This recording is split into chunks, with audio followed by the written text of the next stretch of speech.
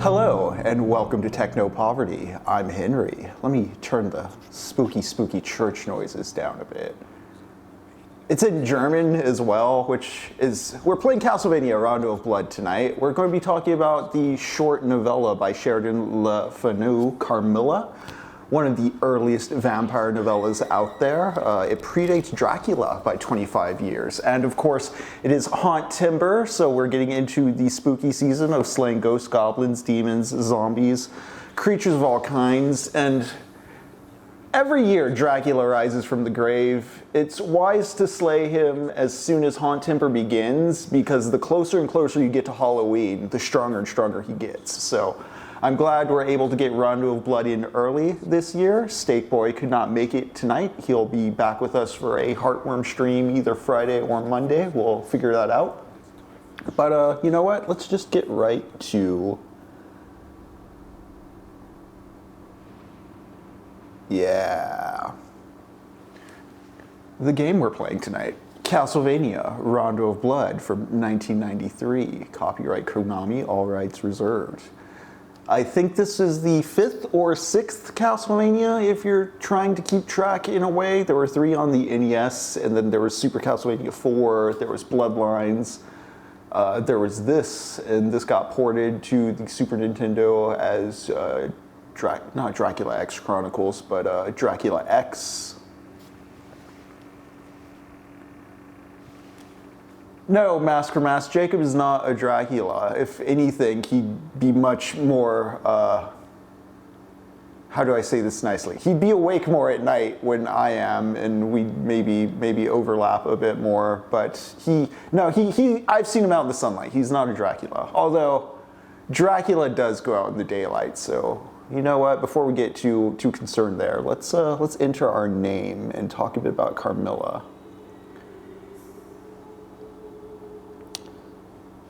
I think I want y'all to be able to appreciate the beautiful soundtrack to this game. I believe it was the first Castlevania that used like CD-ROM audio. Let me know if the mix is too loud now, because I really like this soundtrack. I can get kind of obnoxious with it. Let's enter our name. Ethereal as fuck. 1872 is when Carmilla was published. Ooh, is TechnoPoverty gonna fit?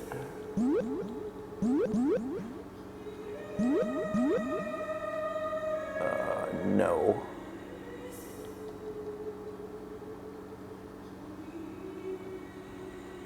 Let's go with TechnoPov.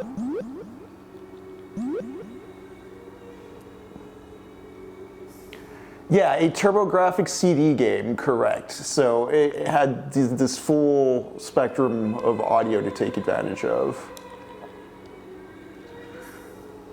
Carmilla, from what I understood, and I didn't know too much about this novel before starting it today, honestly, it makes me want to check out more of Sheridan Le Fanu'S work, because apparently he's more known as like a ghost story guy. He doesn't actually do a lot of vampire stories.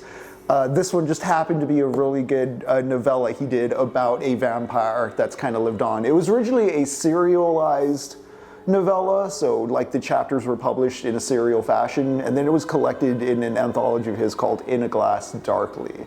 Irish guy.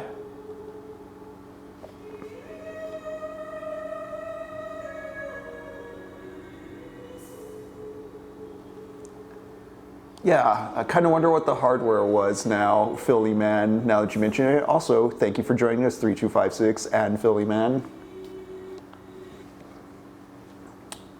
So where do we start? Ah, yes, a map of Dracula's castle, a dedicated heroic grimace, and a call to action. Before we get into the story of Carmilla, for those who aren't familiar with Castlevania, the franchise is about Count Dracula, and every 100 years he comes back from the grave. And there's our protagonist family, the Belmonts, who arise to fight Dracula every time. At least that's the early lore. I know it gets more complicated as you get towards the Game Boy Advance titles and towards the 1999 era. I do like the Castlevania lore. I think it's like Mega Man, where it's a cool enough premise for singular serial adventure games, but over time it compounds into something really neat. And I do like that the Castlevania Netflix anime got the classic Castlevania lore back into the popular eye. I did not like the turn Lords of Shadow was taking. But here I am, Richter Belmont, a evil priest named Shaft has revived the Dark Lord, and I'm off to fight him and save my lady and other folks being terrorized by Count Dracula. And at the start, we fight the Grim Reaper.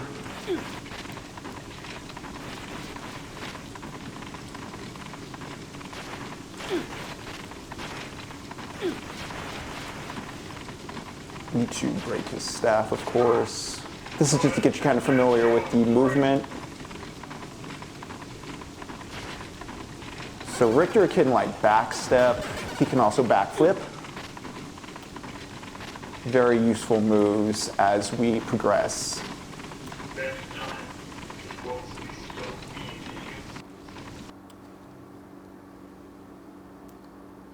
Next time won't be so easy. So whenever there's Dracula, there also is the Grim Reaper. A later game explains this link, but at the time it's just, oh yeah, there's death, there's Dracula. Evil buddies.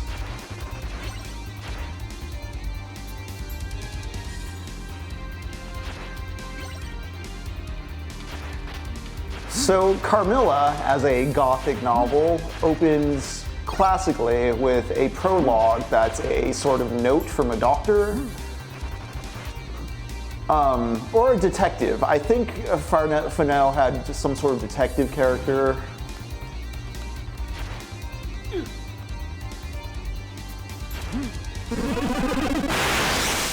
Oh, okay, wasted my item crash. I forgot how I mapped the controls. Oh, okay.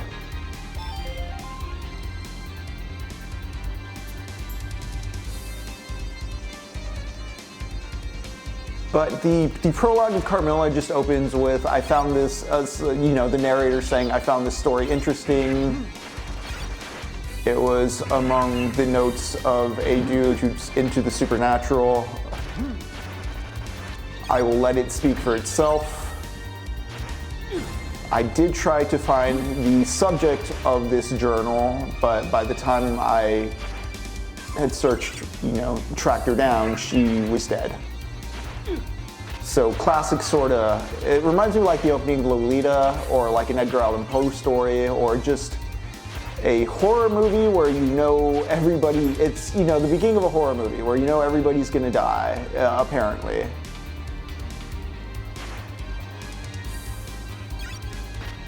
And with that, we get into the journal proper. And Carmilla is basically the journal of a teenage girl named Laura who lives alone with her father and their servants in a castle, out in the middle of nowhere. It's very much like a discount castle out in the sticks. It's a castle, but they don't really roll anyone. It's a place of great loneliness. It's a Demon Souls level. It's the 1870s. It's in rural Austria. I think the closest people are 7 miles away, 7 English miles as they describe it in the book. As Laura describes it, it's a first-person novel. Laura is the character we're following the whole time, which is important. There's some fun shit the prose does with that later down the line.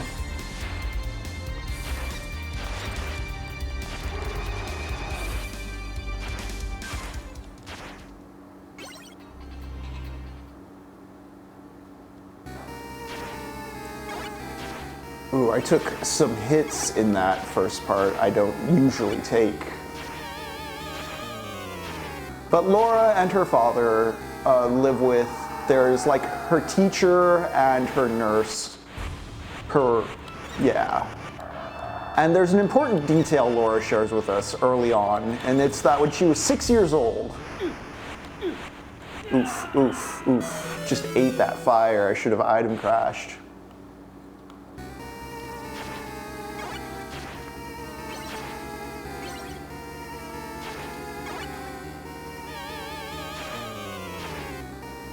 I'll get to Laura's 6-year-old memory after this boss, but let's beat this Wervin.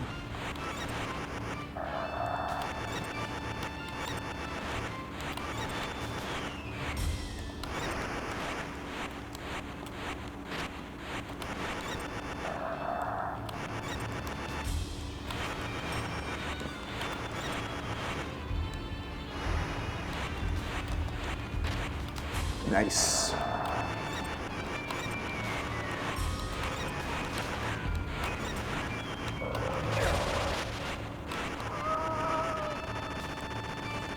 So, the controls are deceptively simple through this game. You move left and right, you jump, you whip, you have your item. But there's two kind of crucial secret moves they never really tutorialize you on. The first one's the backflip I just did. If you notice during the dragon fight, I used the backflip to hop over fires and such. I was dodging some projectiles there. You'll notice as we get further through the levels, I'm going to use that a lot. You can also walk backwards, and that's something you don't really get told is useful either, but boy howdy is it. And we want to keep the axe.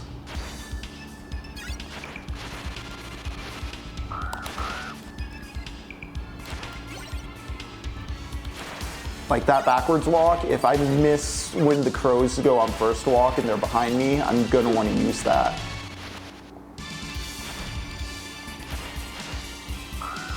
Like that. And so through like these simple, like through the backflip and the back walk in combination with just the moving and whipping and jumping, you can do some elaborate stuff you didn't even realize you were going to be able to do. Same with like if you know what you're doing with your sub items, like right there when you're taking out that raven. Like watch this guy. I mistimed that distance and I got punished. Let's see if it respawned them. Nope, cool. But yeah, Mask for Mask, I'm glad you're digging the tunes.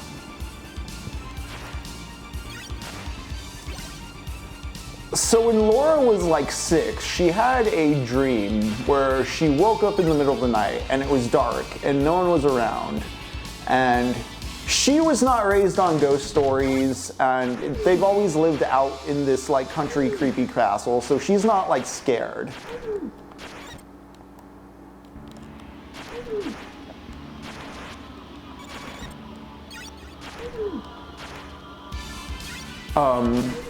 But there's no one around, she calls out, doesn't hear anything, and then she sees a face, a beautiful face of a beautiful lady who like gets into bed with her, cuddles up to her.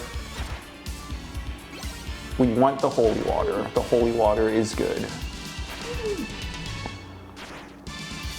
She falls asleep cradling this lady, like it's very soothing. And then she feels a bite in her chest, and she screams and wakes up. It seems like the whole thing was a dream, everything's back to normal. Her servants and stuff rush in, she tells them about it. They're all freaked out, but life goes on. She doesn't think about this until the start of the story here. So I think she's like maybe 13, 14, I don't remember the specific age of Laura.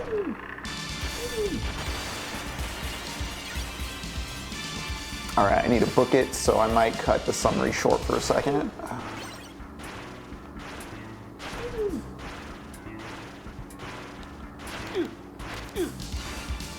Yep.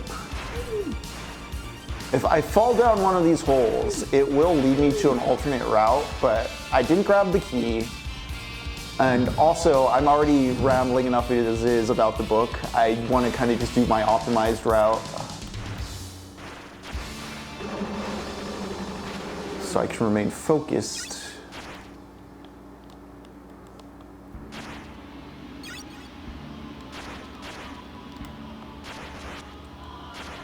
Anyways, after Laura recounts all that to us, she tells us she was excited that her friend was coming over. They have a neighbor, the general is what I'll be referring to him as. And the general has a niece that is like her best friend. And they were scheduled to come over.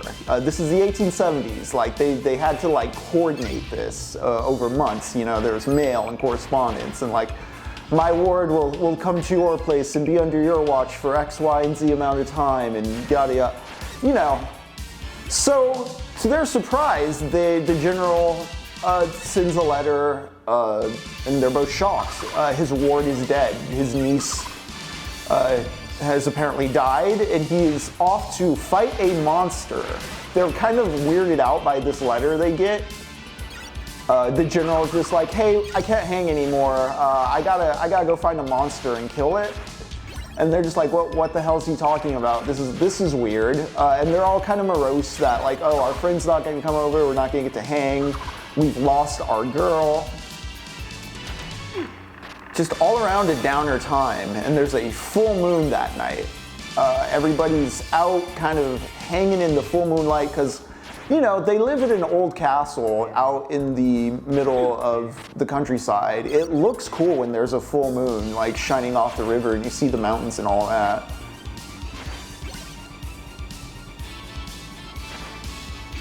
I could have swore there's some meat around here, but oh well.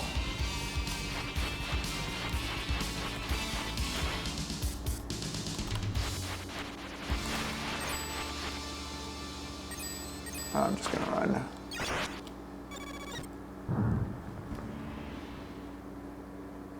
Oh, what's up, D. Hamel's mammal? Cooking up that good stuff.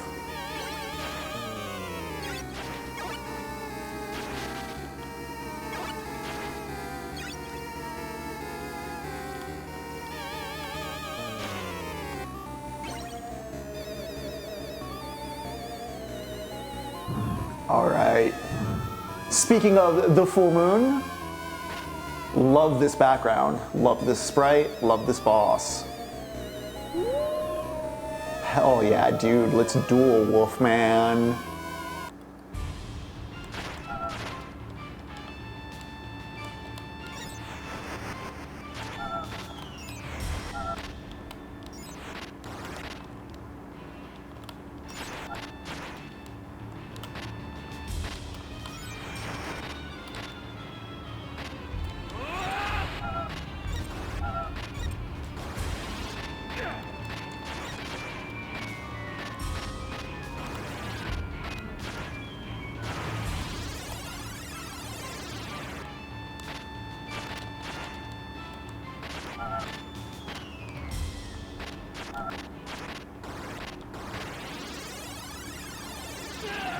Dang. But yeah, how terse that got there with the jumping and the dodging and the flipping. I can't think of another 2D game like it. I know the original Ninja Gaidens have some cool mobility stuff with the wall jumping, but I mean, those NES games didn't really ever get beyond the basics. I think Castlevania Bloodlines has a nice bouncy feel to it, but it's just not the kind of like boxing matches you get out of this game.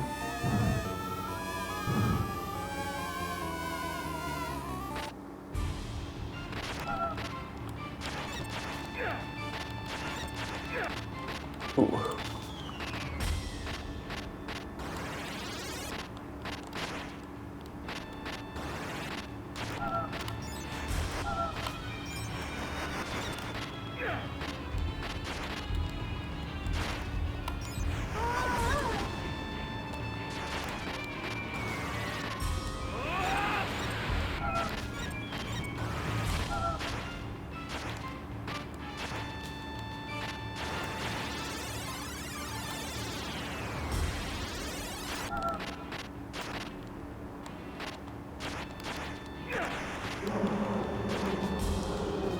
Yeah, look at that sprite animation.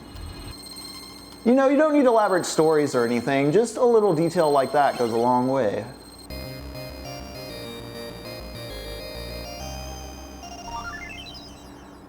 So as they're all watching the full moon, sad that their friend the general's niece is dead and he's apparently off in Europe somewhere fighting monsters, a carriage comes, a dark carriage.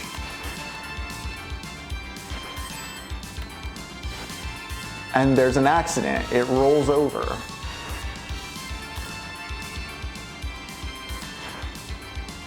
All right, let him go.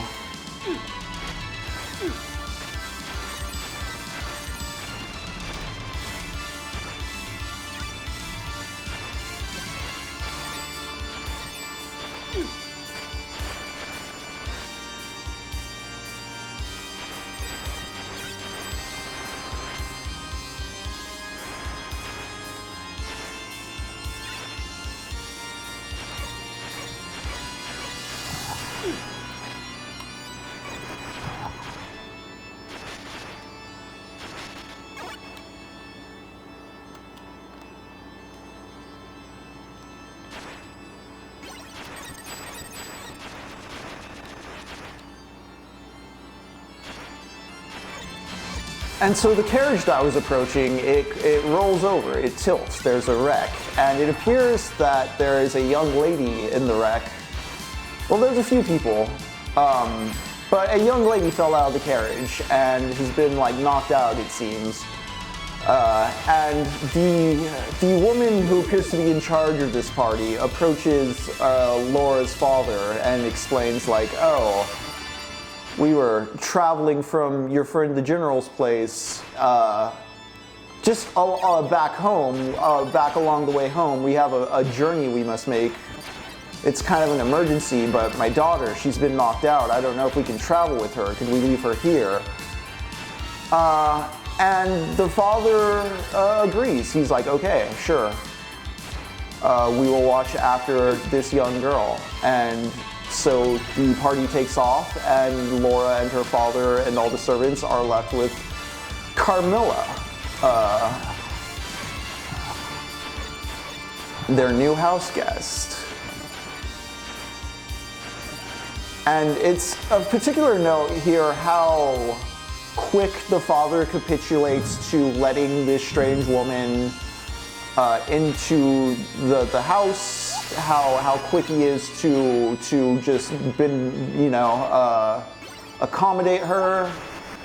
Laura gets some weird vibes off of them, but she doesn't it doesn't seem like the adults are noticing.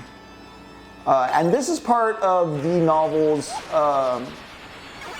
both its horror, its novelty, and also why it's considered like kind of like still worth reading or looking into. It's got some cool kind of feminist stuff going on as far as like it's a story that acknowledges that women have agency, men are fallible and controllable. It's kind of not. It's seeking to intentionally play with tropes about objectified women in like Gothic and Victorian fiction. And this is most apparent whenever it comes to Carmilla or her aunt, who you can piece it together pretty clearly. Like knowing especially that it's a horror story, you see what the con is. Like you understand, like, oh, I'm reading a Gothic tale about a vampire. This seems sus. Surely only good can happen from here. A mysterious stranger rides in? Wow, I never thought about that. It is competing with my voice? Okay. Oop, getting attacked by a flea man.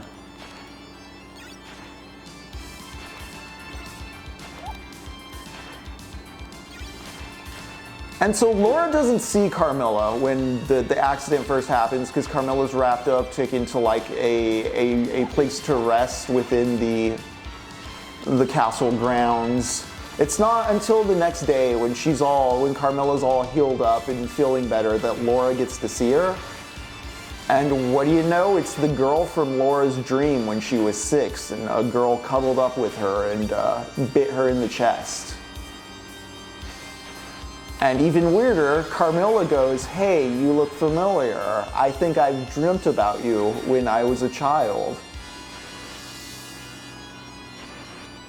And it freaks Laura out, but it also excites her, and they become quick friends over this.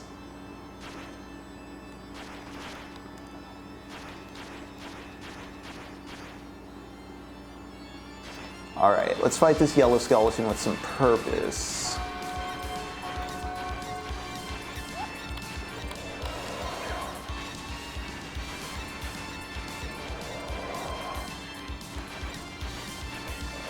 There we go.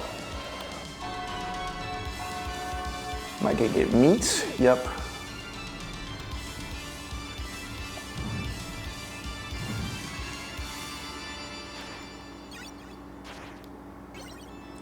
No, I'll keep the Bible, thank you very much.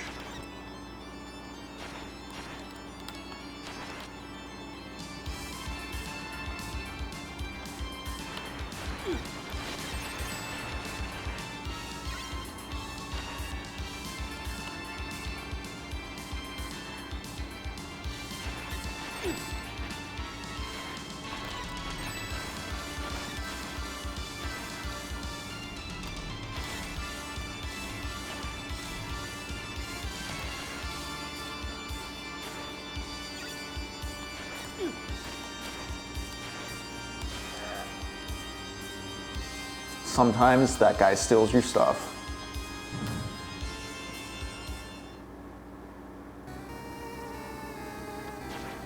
Already here, huh?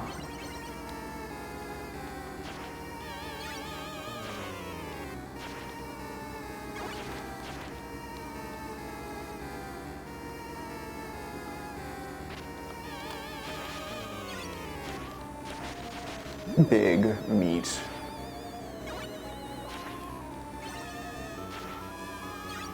So Laura and Carmilla become friends, and I'll talk more about what they do together after this boss.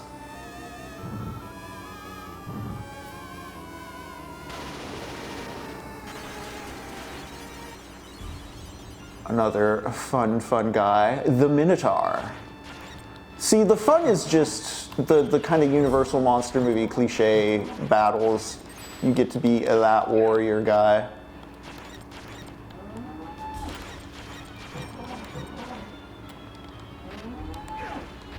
Dang.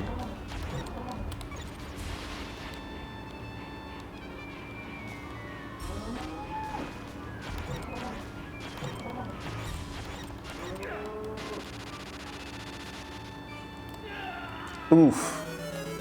Crushed under the under hoof. Okay, we'll continue.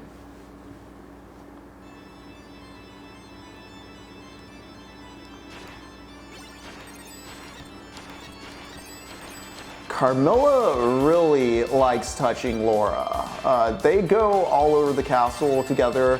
Here's the thing, Carmilla's very scared of burglars, so she has to sleep with the door locked. She makes sure no one else is in the room because she'll get scared, obviously, of course, and no one else can be around, so just lock the door. And Carmilla gets up like at 1 p.m. Like, she comes out of that room very late in the day. But aside from that, it's cool. She's the prettiest thing Laura's ever seen. Laura's just infatuated with her.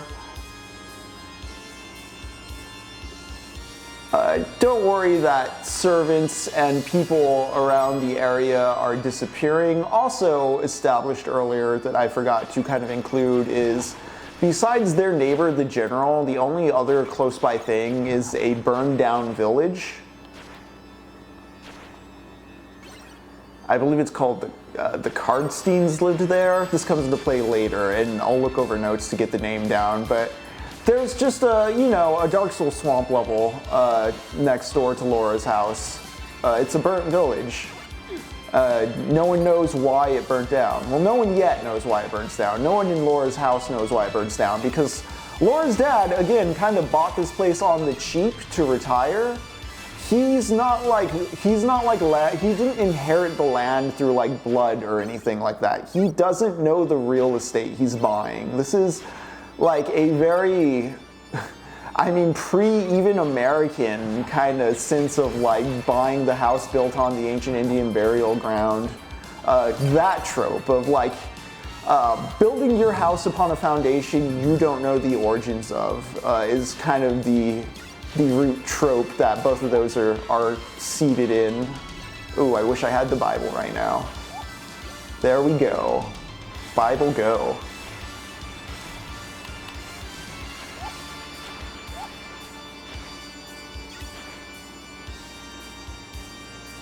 But Carmilla and Laura, they go wandering about, they have fun. Carmilla gets really touchy-feely with her and says things about loving her that like she doesn't understand, she's just a kid.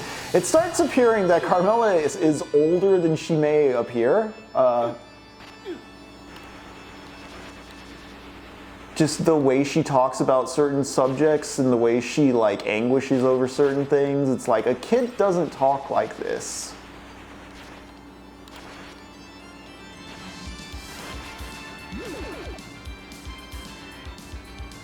Alright, so the book item crash is kind of weak, but you can bread and butter this skeleton pretty easily if you just lock in on it.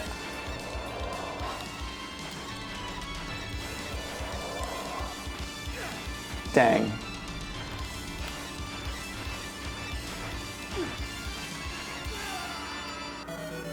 I did not lock in on it.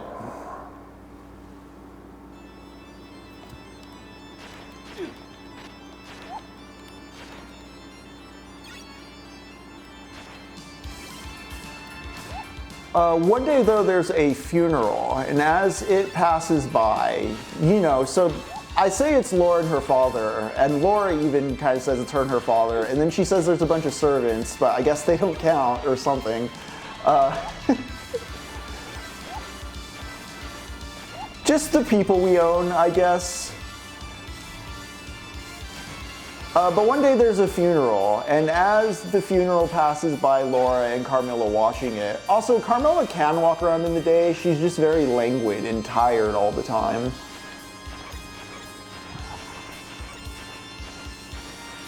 But as this funeral goes by, the people are chanting a hymn, and Laura starts chanting the hymn, and as Laura does so, Carmilla gets really mad.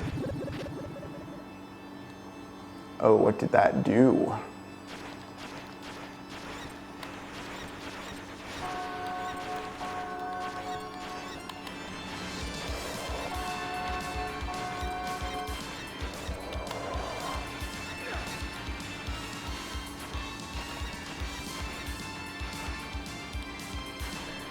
There we go.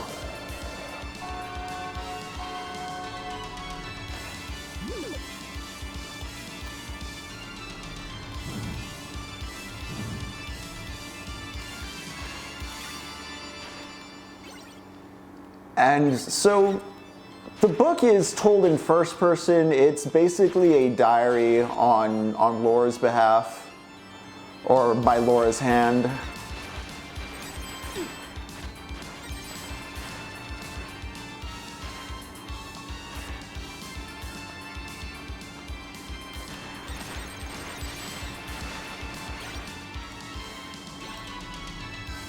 Actually, no, I'll take the holy water.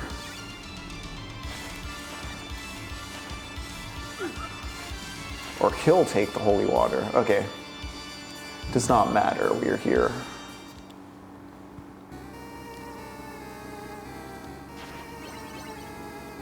And Laura's a kid, doesn't really know how to handle this kind of stuff. Also, like, it's the 1800s. It's not like she can report Carmilla being weird to, like, someone who will take her seriously.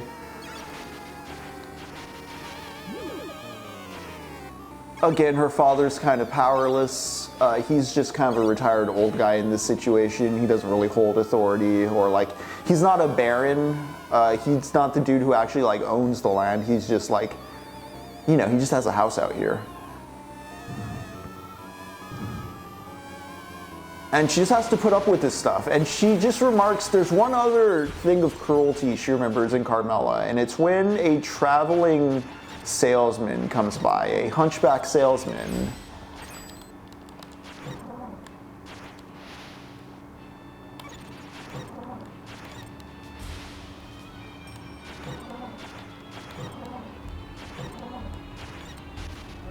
He's gonna throw, yep. Throw. Ooh, that was a bad position to be in.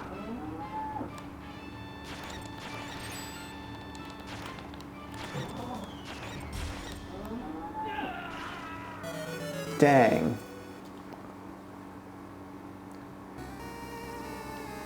Anyways, when the salesman comes to town, he sells them to the castle. He sells them trinkets. And he also brings up that he's a dentist. He's just a traveling apothecary guy. And he notices that Carmilla has 2 very sharp teeth and asks if she wants them filed down. And she gets very mad that he even noticed that and like calls him names and storms off. And it's just, it again kind of weirds Laura out, but what can she do besides just kind of accept she lives with this weird girl?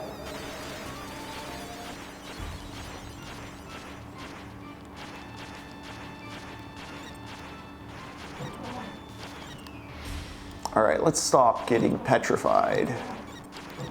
Honestly, I can probably dodge it with a backflip in a way I haven't been trying to.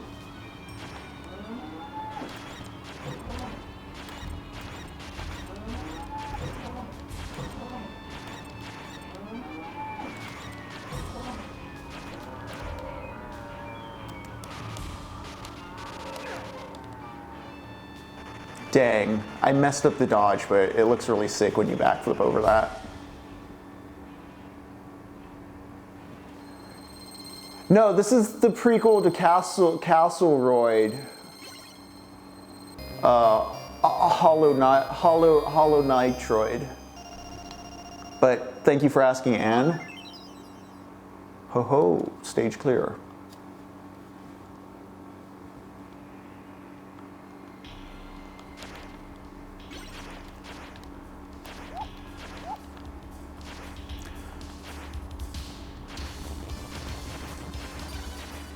So one day the Baron, not the Baron, but Laura's father gets a shipment of like old family photos, old family paintings, not photos, paintings, from like the 1600s. And among them is a woman named Macarla, and she looks exactly like Carmilla.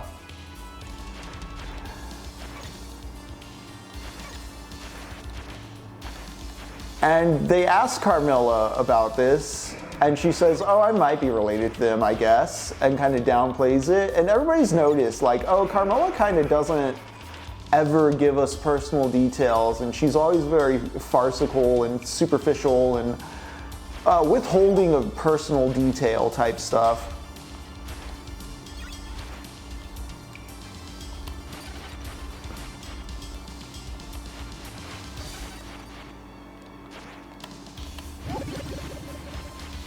Yeah, I'll take that trade. Tricks and traps. Tips Fedora, Macarla. Yes, exactly. She is a girl loser, kinda, now that I think about it. It's very funny to think about it in those terms.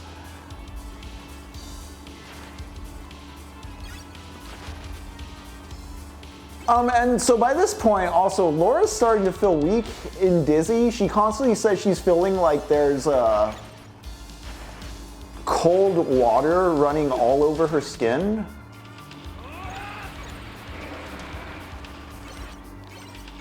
And she has dreams of this big black beast at night, sitting on her chest, biting into her. And one of the cool things I think the novel does that's still very effective today is, again, you know it's a vampire story. Laura doesn't know it's a vampire, but you as the reader, like, have with certain expectations just because of what the book's called and what you've heard about it, know it's a vampire story. Laura's father knows it's a vampire story, and he's trying to, like, figure out what to do without letting Laura catch on to his like suspicion or fear that she might be becoming a vampire. Like, he's trying to keep cool and keep his child from like freaking out. And within the details, like, you can see Laura, like, describing things, but not fully putting it all together. So there's a fun sense of tension there. It's not just like an ooh, vampire scary book, but like on a literary level, it's doing some interesting stuff with the perspective play and the meta-awareness of like cliche and creature. It feels really sophisticated for the 1870s in all honesty, but I mean, Moby Dick was the 1850s if I remember correctly, so I'm just being presumptive. Let's hop on these balls.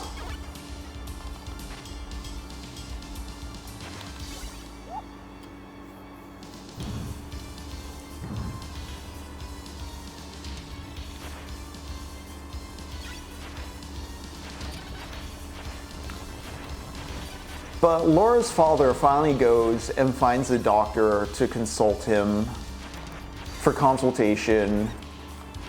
And there's a really fun scene where the doctor's examining Laura, but also trying to not let the child catch on to why the adults are acting the way they are. There's a lot of fun just adults going to the side and doing things right outside the view of Laura that I really like. There's something going on in this story with just like the powerlessness of childhood that I really love.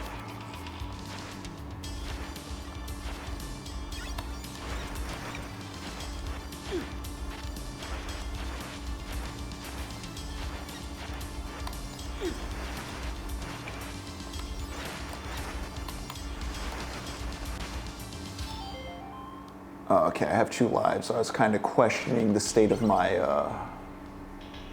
if I was prepared for this boss. Oops.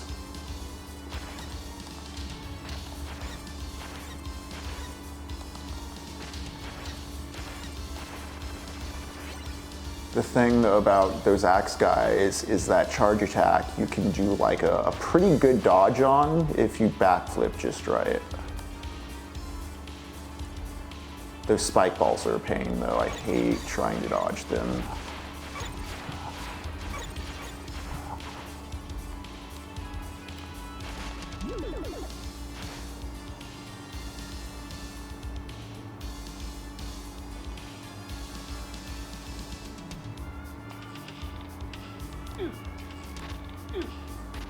Ouch. Do I have to? No. I just have to jump right.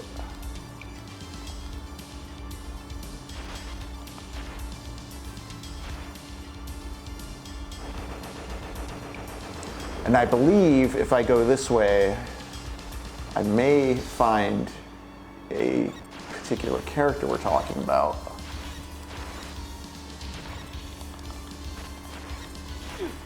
Oof. Or I can die.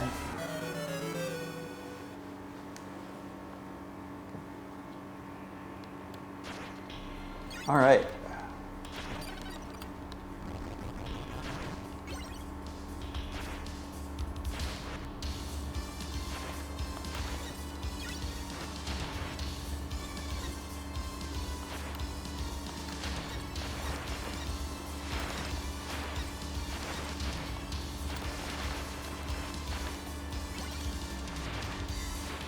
And it's around this time, oh yeah, so it's around this time Carmilla just straight up goes missing and it freaks everyone out. And she just shows up the next day back in her room even though everybody searched there like 3 times. Things are getting too weird for Laura's dad. The doctor says, I think I know what we have to do, but we have to go into that little burnt out village to double check something. Everybody loads up to go to the burnt out village, and as they're about to take off, the general from way early on shows back up.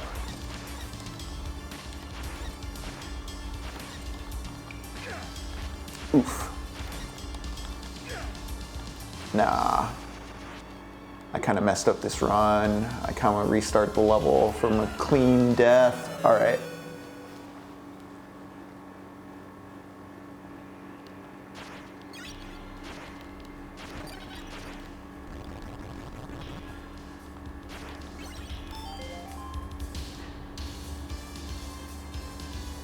Vampire stories are making a bit of a comeback, at least in your anecdotal experience. Yeah, and I mean, Netflix did the Interview with the Vampire series reboot, right? More people were talking about that than I was expected. I have friends, I don't know, I always find it funny when people tell me their dad's into it. Like,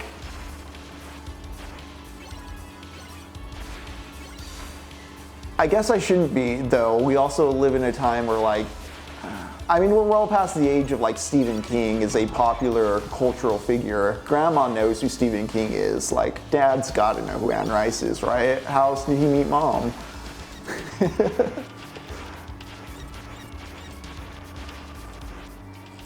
It's one of those things where, like, it's both amazing how new it feels, and then you realize, like, oh yeah, but Interview with the Vampire was out in the 90s.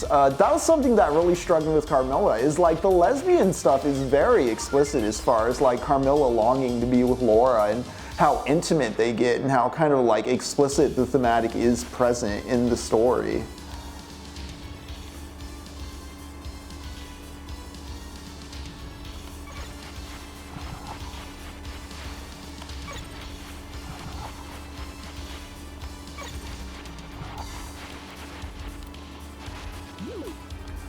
Alright, I just can't mess up this jump.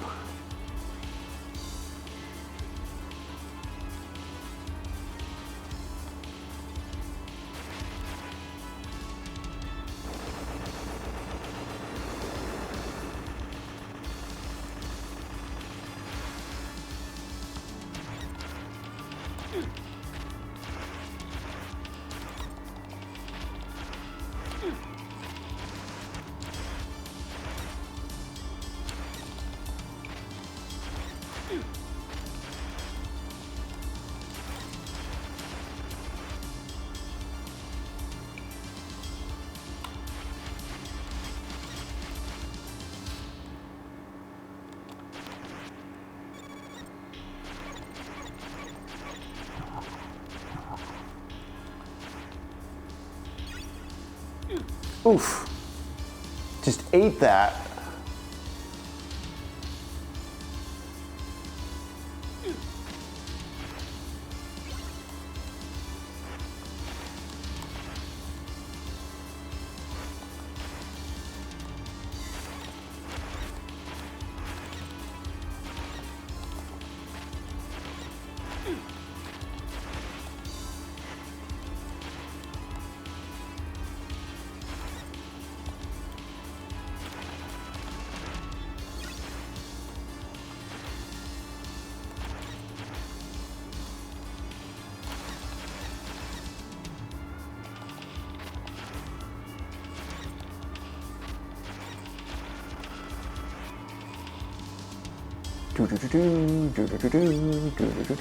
Dang. Ah, nope. I'm at 0 rest. Maybe I should...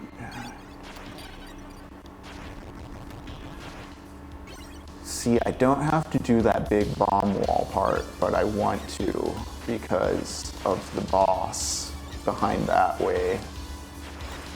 They're very relevant to tonight's stream.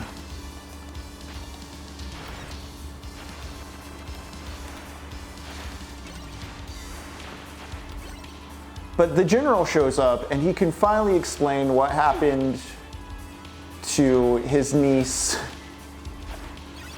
why she died, and why he took off to go fight monsters at the beginning of the novel and where he's been.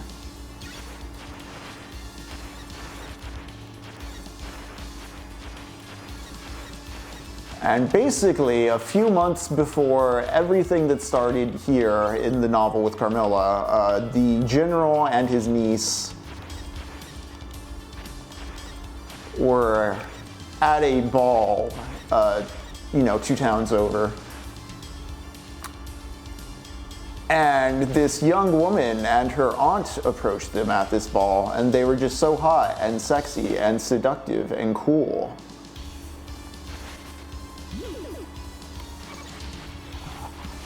And the aunt explained that her niece had recently fallen off a horse and was very slow to travel.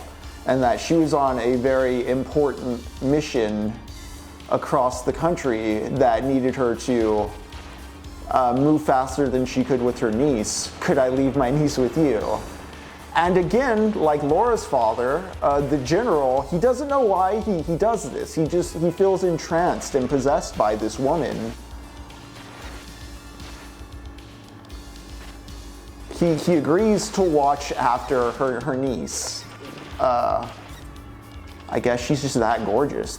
She is described as like extremely beautiful.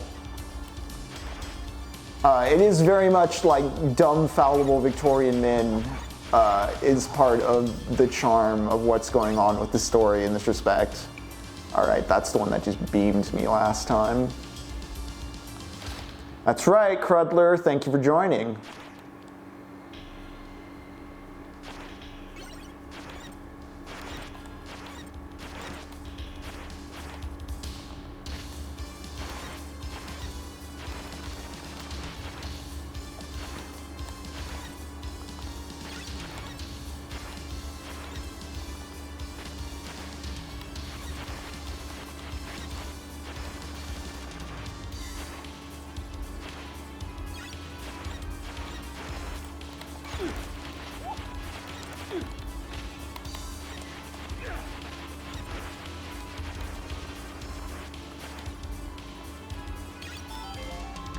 I'm at 0 rest. Let's see how I do here. Yep, as I suspected. Will there be meat?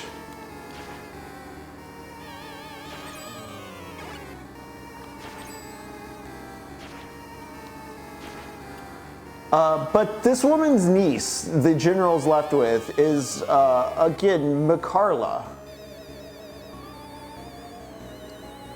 It's the same name, Carmilla, Mikarla. The general, as they're on their way to the burned out town because they're gonna find the grave of the vampire, is what the general's telling them. It turns out Carmilla and Mikarla may be the same person after all, is what Laura's feeling. And you know, I was hoping there'd be health somewhere hidden around here. There is not. I don't have. Okay.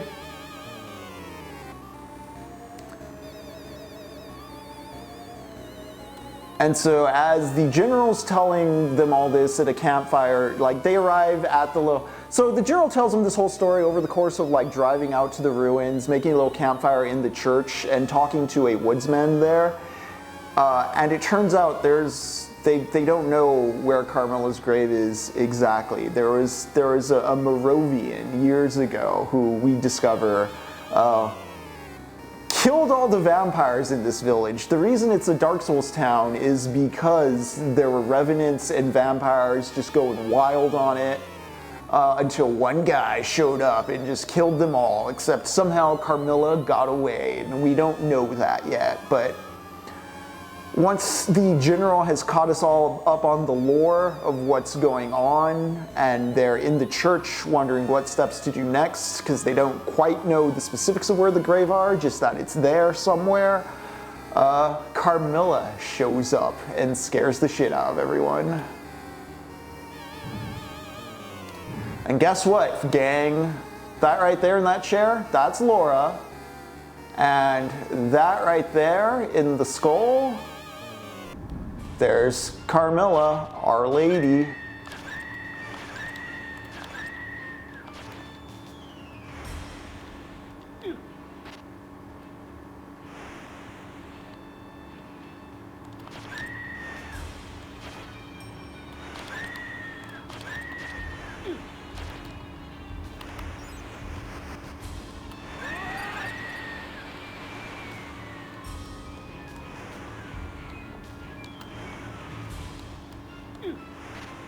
Oh, come here. But Carmilla's defeated. Now I have to deal with Laura.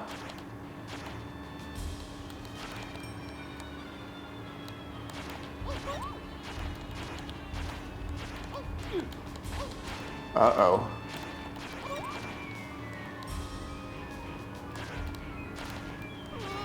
There we go. Whew!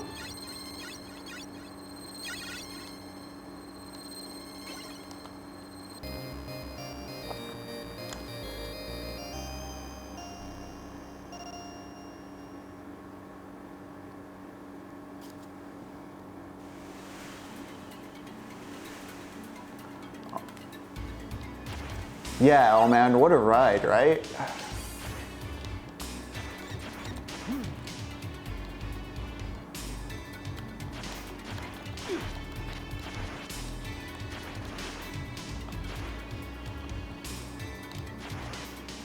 I don't want that cross, although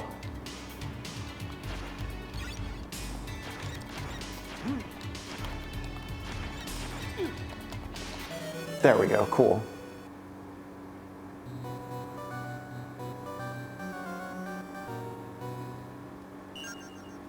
We will continue.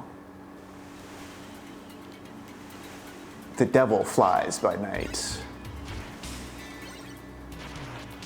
The general tries to strike Carmilla with an axe, but she stops his hand, and it's supposed to be like the big scary kind of moment. There's a lot of cool scary stuff. This is kind of like the big scary action moment, I guess, if you want to consider it that for the novella. But Carmilla just stops his hand, like, you know, she's a small girl and she stops big strong man trying to axe her down. It's supposed to be like a whoa, supernatural, you know, showing her Bankai moment.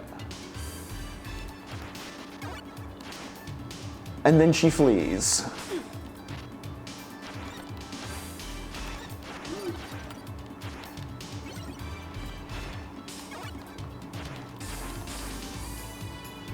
And then what you might consider a Deus Ex Machina happens.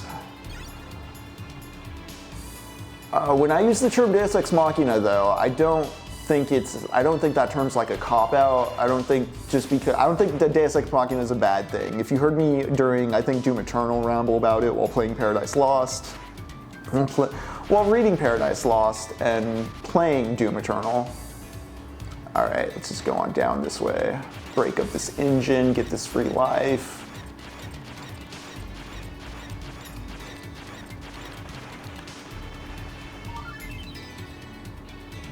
But the whole gang at the campfire after Carmilla's run off, they steadfast for the night.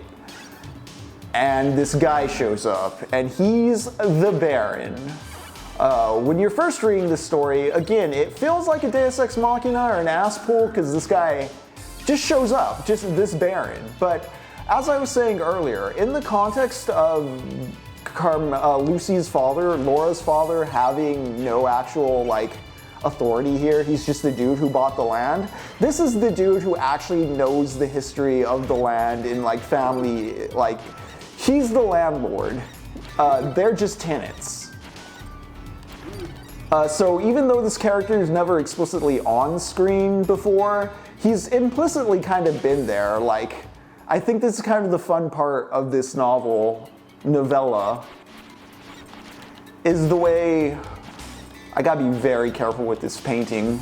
It can one-hit you if you're not careful. All right, it's a very scary fight. But he shows up and he's like, oh yeah, the reason Carmilla didn't die is because my great-great-great-great-grand whatever was the guy who killed the original vampires in this village, but he like loved her, so like he couldn't do it. So there's some implicit kind of like the luxuries of the privileged over time compounding into the problems of the underclass. Not necessarily the underclass, he's still landed gentry, but like again, the whole like, it's very like barbarian, where the landlord just owns a place murders happen at, and instead of like doing anything about that, just finds a way to make it profitable to the next like person he could rent it out to. It's a very fun, like, it also reminds me of Psycho, honestly, in the way the ending of Psycho feels like it needs to like explain everything in one fell swoop.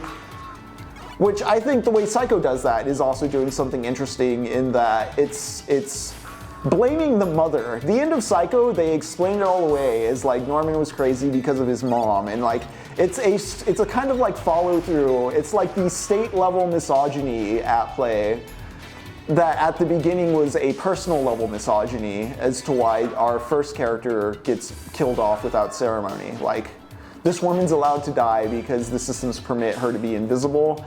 And then by the end of the movie, even though we know everything up with Norman and his little weird habits, the state finds a way to blame the mother. It's a punchline to me.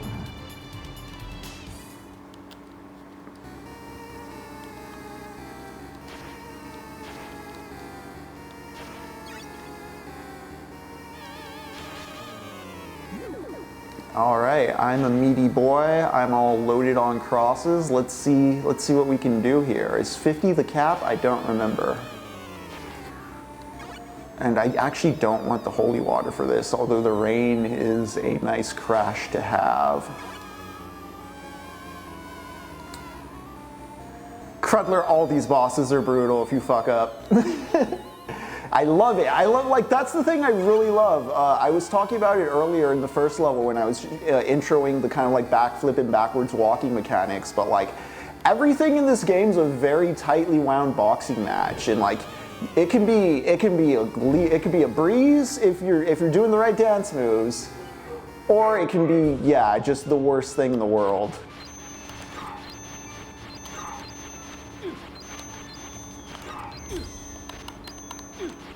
Ooh, I'm doing bad though.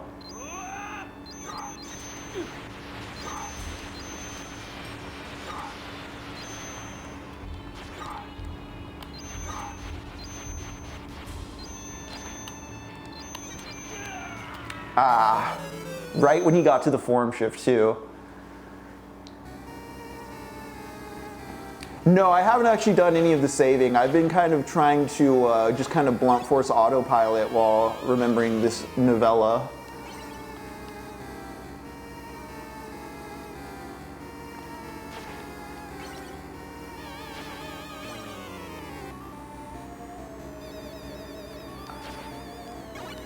I should probably get in a better starting position when he spawns. I think I want to be more on the side to keep him all off in the distance.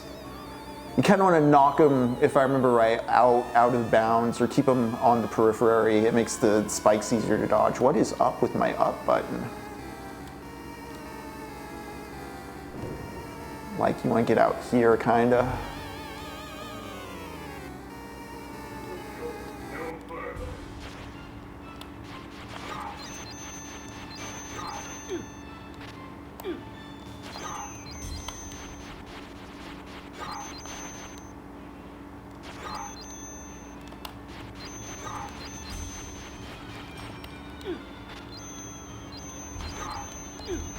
Ah.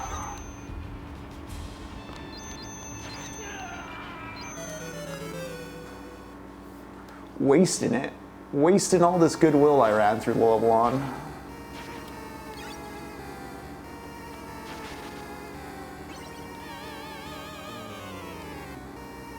I'm focusing too much on hitting the Reaper when I should just really be minding the sides.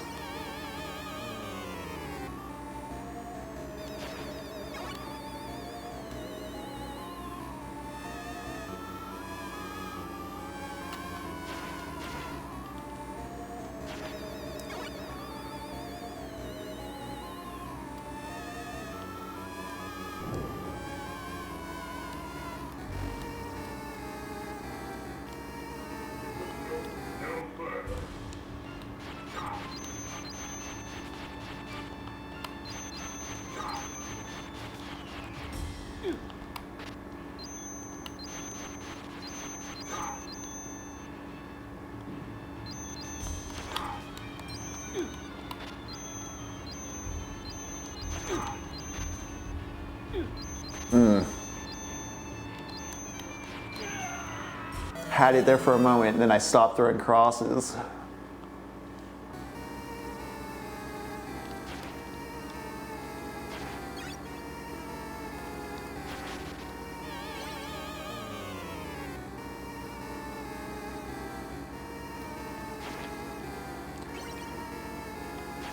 But yeah, something of note with Carmilla is how much it is a first-person testimonial vampire story in the same way that Dracula is.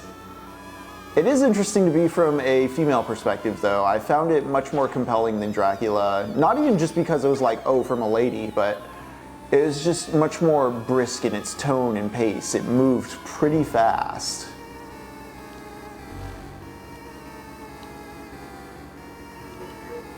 And again, the sexual thematic stuff was like right up front.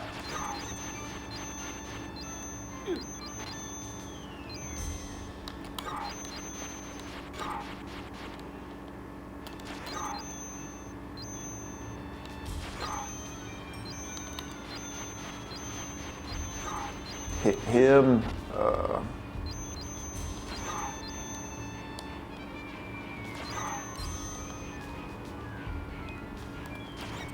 There we go.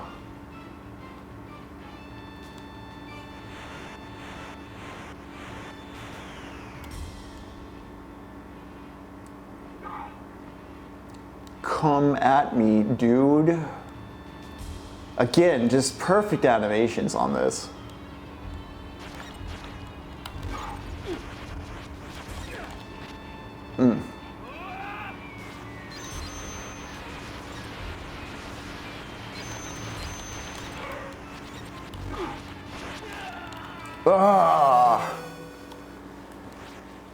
I should have just turned and whipped,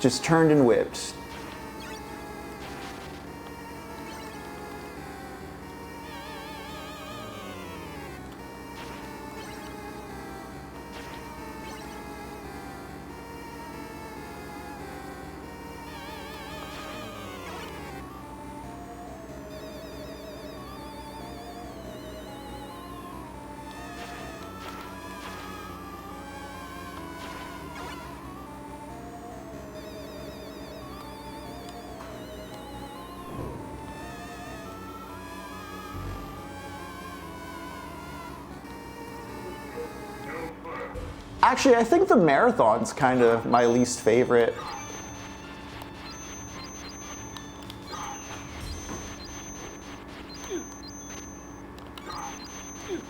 Although I keep just doing this one horribly, Crudler.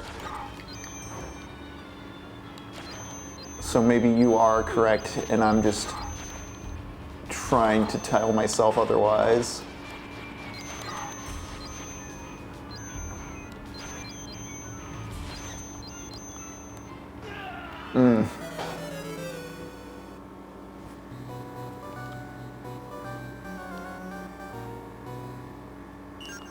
All right, I will continue.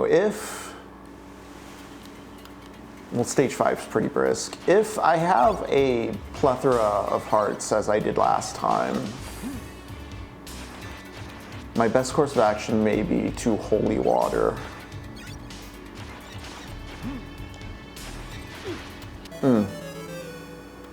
But I better not jump right into the water, you know?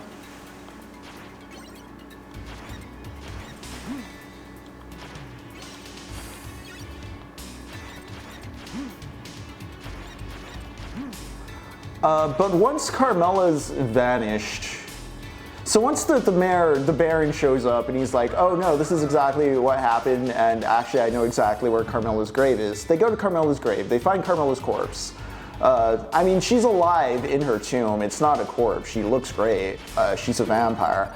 But yeah, they stake her, they execute her, it's all very procedural. It's kind of an interesting conclusion, it's just very, Laura's just kind of giving you a report on what happened to her friend. All the adults murdered her.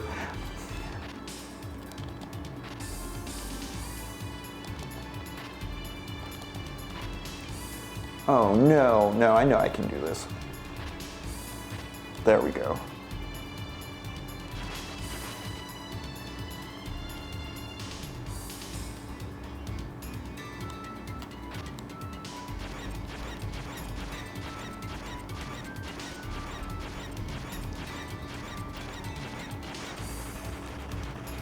And that makes up for falling into the water.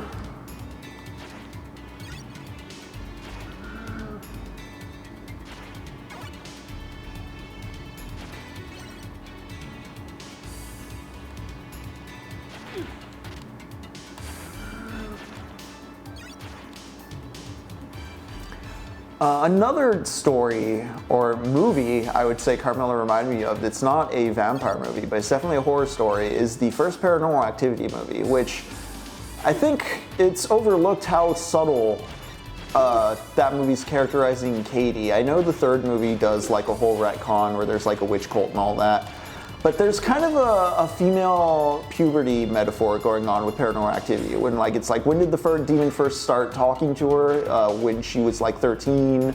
It's upset that she's getting married. It doesn't like her fiance.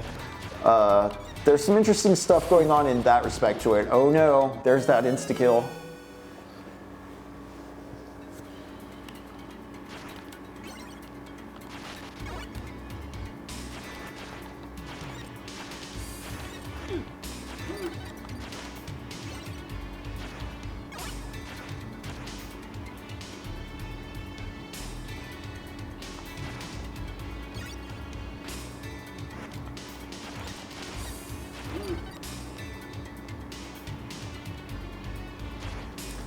Alright, let's not get insta-killed by a portrait this time.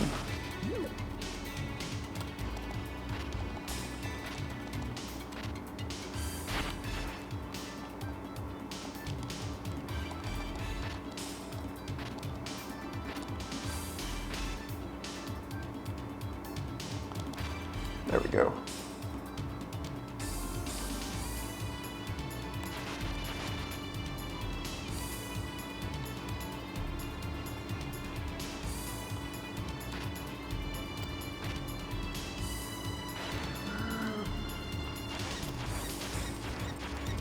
I think it just gives you points on,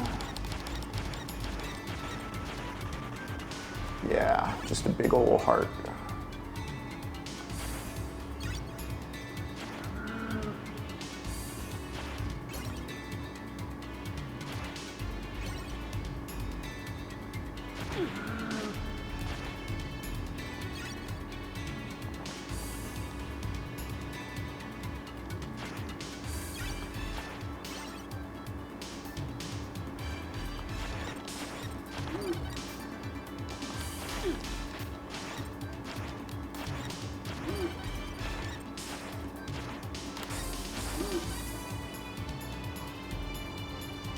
All right. Get you at the right distance. Get you at the right.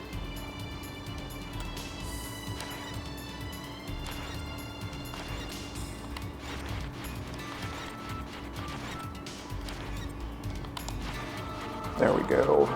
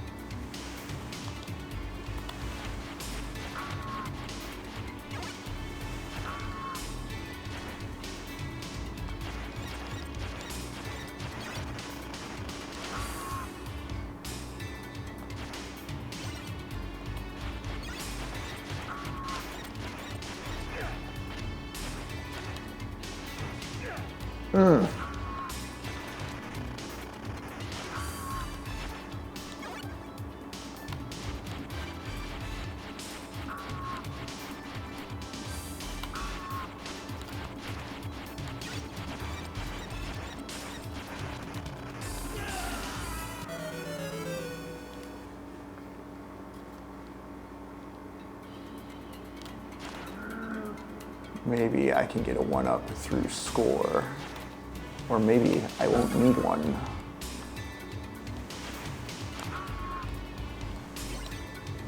I'll take it.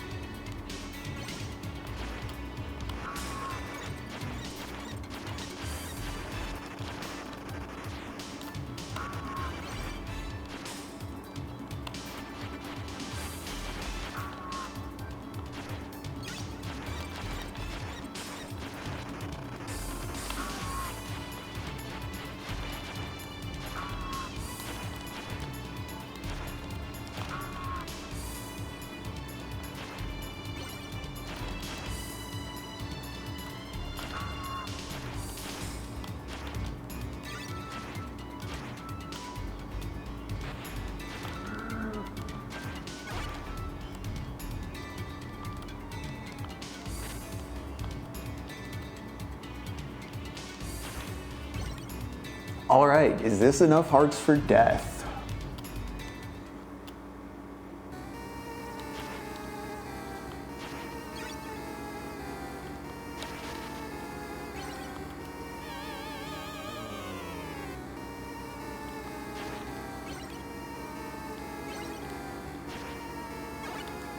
Yeah, because if I use the holy water, I'm only going to get to item crash like once, and that's only useful when he's in his second phase, maybe. I need the cross to manage the sides. I just have to actually manage the sides. I need to not get tripped up in that first form. All right, let's see how this goes.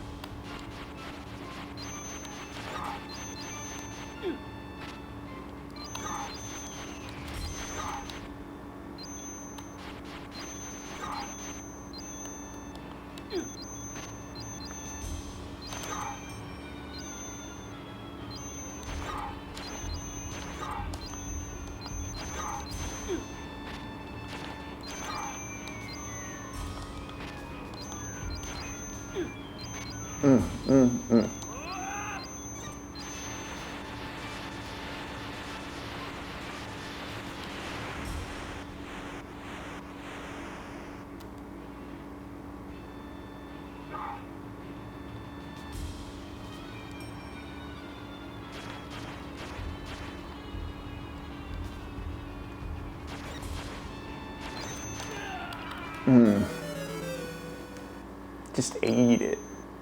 All right.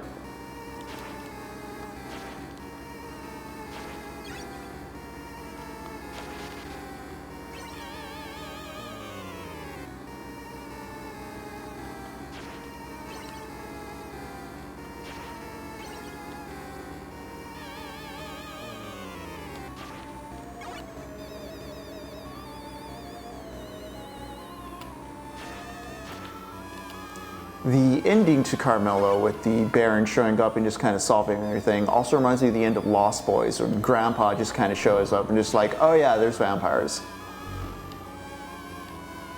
Kind of just like the forgotten, like older generation just knows how to deal with sins in a way the younger generation, like they failed to prepare the younger generation for. Something like that. I think about that a lot when it comes to the concept of like gothic or horror fiction, or just like the reason to have art that explores like the American meat grinder, the underclass. That's why we have stuff like Dia de los Muertos. We want to remember the dead.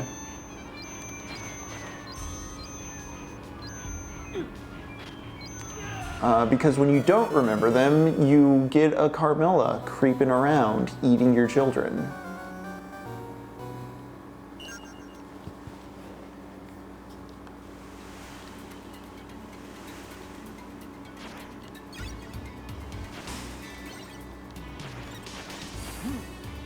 I'm gonna get a little quiet as I try to lock in on this particular challenge. Oh my god.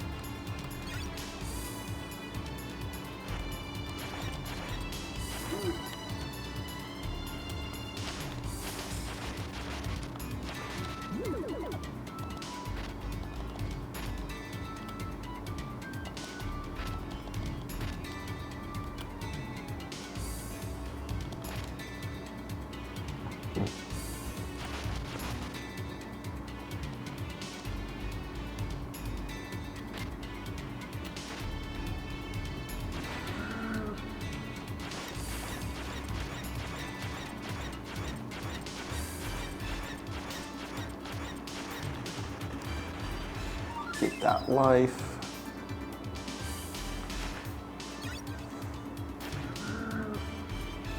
I do like that the Grim Reaper has the ship that is his level.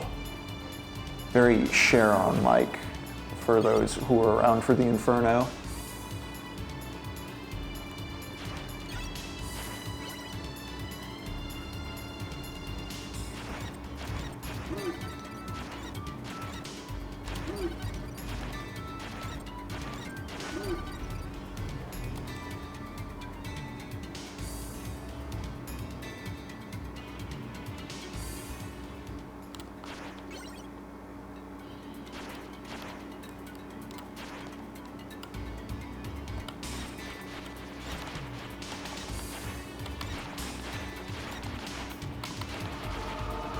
Ooh, close.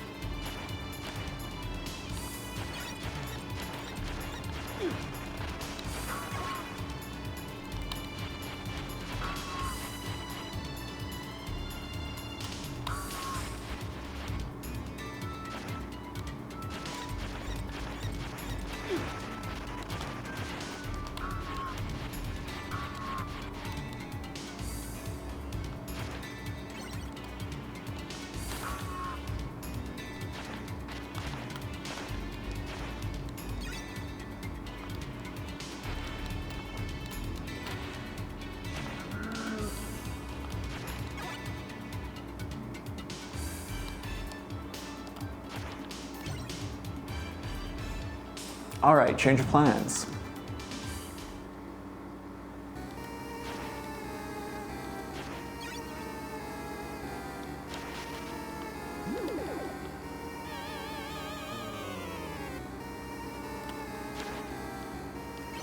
Yeah.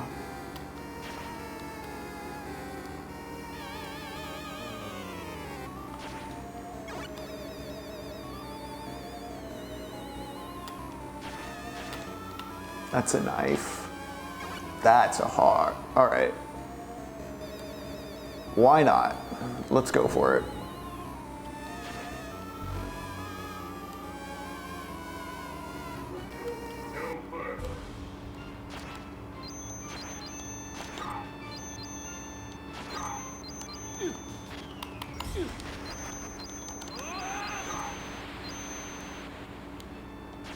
Yeah, that's what I thought. It's not very effective.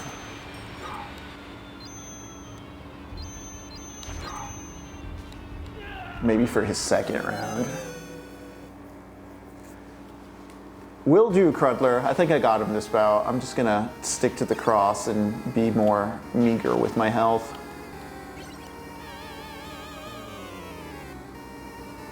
Stick to the cross.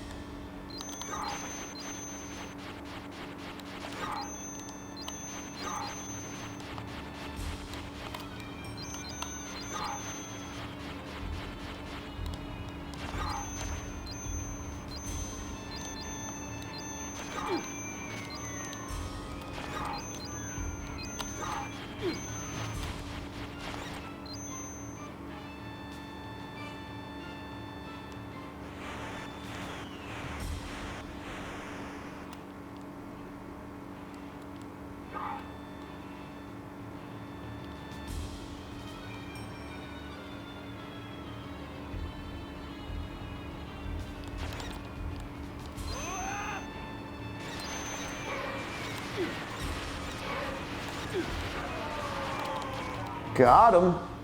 Power of the cross.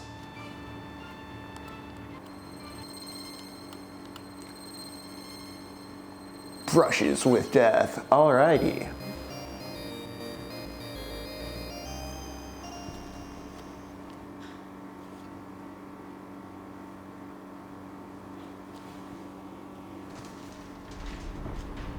And we get a little cutscene as a treat. Such a fine girl. Surely the blood of a beautiful woman will quench the thirst in my body. Stay away from me! What are you afraid of? In exchange for your blood, you can gain eternal life and beauty from me, can you not? Please, it's a simple matter. I get what I need, and you benefit as well. And then together, you and I shall reign over this world. If it means becoming a savage, I would sooner kill myself. As you wish. However, what exactly makes me a savage? If my existence itself makes me savage, is that not the result of this world? Are not all the people of this age savages as well? If so, I should be a shining beacon for what this world wants me to be. He is only a part of nature, which is an appeal Carmilla makes as well as Lucifer in Paradise Lost. What is it? There are intruders in the castle. I see. Destiny can be quite fun at times. They've likely come to interfere. I hope you'll be in a better mood later.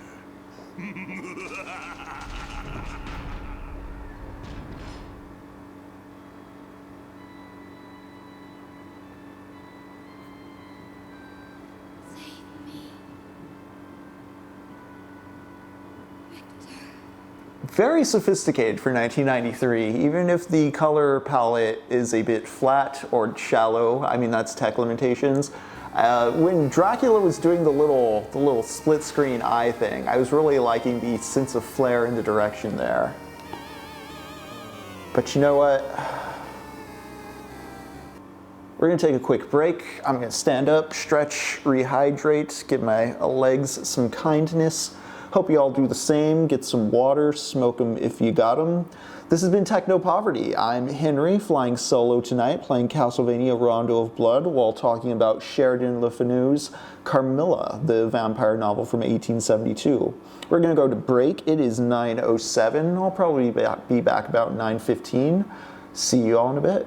And we are coming back hot from break. Hello, I'm Henry, and welcome back to TechnoPoverty, where we play video games as an excuse to read books, and read books as an excuse to play video games, bounce the intertext between the two off of you, the chat, have a good time, and just see what it makes us think about.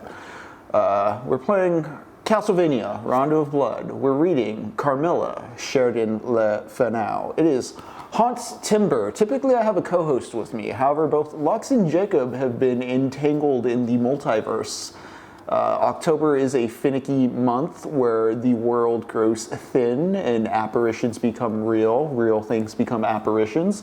So I don't know what the full slate of games is going to be for this month, guys. Honestly, I will give you a heads up. We will get back to Heartworm. We were talking about Siddhartha by Hermann Hesse. I'm going to try to get Narcissus and Goldmund in there by Monday. This was a book explicitly referenced by Heartworm, which we're playing when not slaying Dracula, but again, we want to kill Dracula as early as possible during Hauntember. So just a heads up, if you want a preview of books or read what's upcoming, Narcissus and Goldmund by Hermann Hesse. Also, Kingdom Come by J.G. Ballard. If you've never heard of this book, give it a quick Google. If Google is not complete AI slop by the time you're seeing this, just look at the old Wikipedia. J.G. Ballard was a pretty cool guy. Kingdom Come. We're going to be reading Kingdom Come. We're going to be reading Narcissus and Goldmund. We might make it to We've Always Lived in the Castle by Shirley Jackson. We'll see how Hauntember pans out. But for now, let's get back to the Castlevania. We just vanquished death. Oh, also, we do watch movies on our Discord every Sunday, and I've decided that this Sunday at 7 p.m. we're going to be watching Altered States. So if you've never seen Altered States, come hang out on the TechnoPoverty Discord, watch it with us. We have all kinds of other stuff we share there. Lots of news I haven't caught up on, honestly. I've been exhausted with my editing, but enough of that. Let's play video games.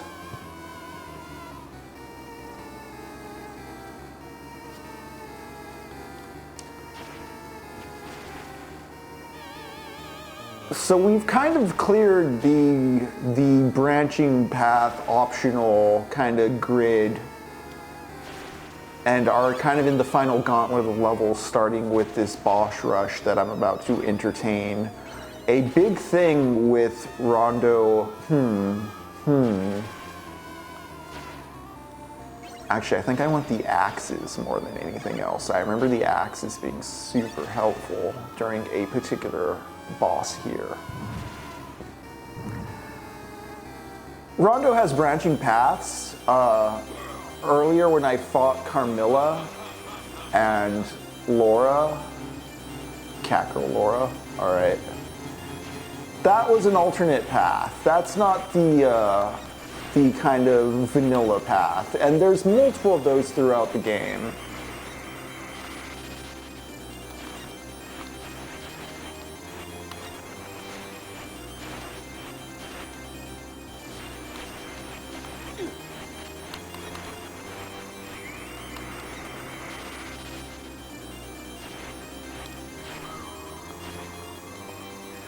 What we are fighting right now is a boss rush of the classic Castlevania 1 NES game bosses.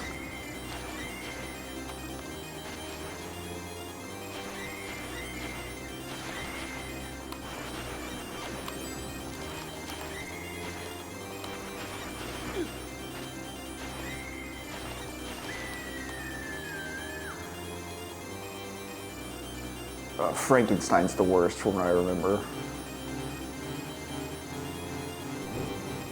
This music is also the original.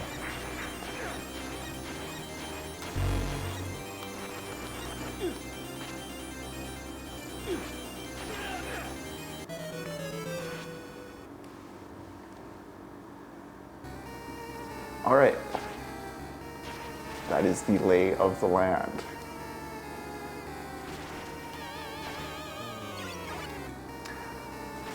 But something I find very funny that both Carmilla and Dracula do is their vampires can walk around in the day.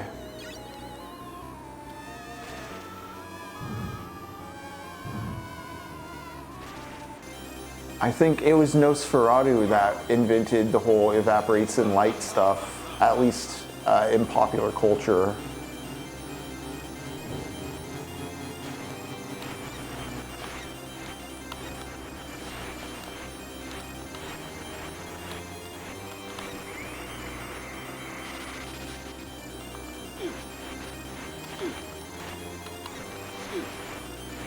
Oof, I'm eating it here.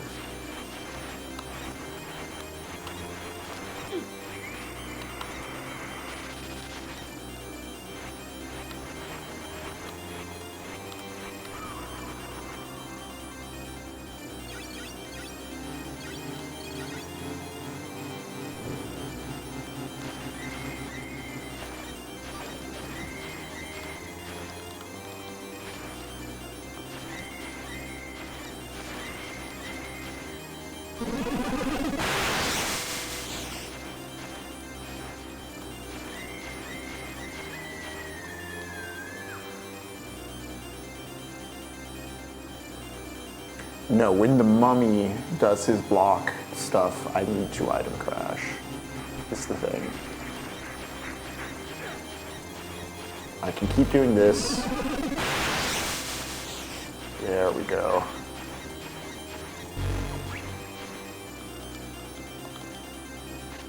Ooh, can I get there in time? Can I get there in time? Yes.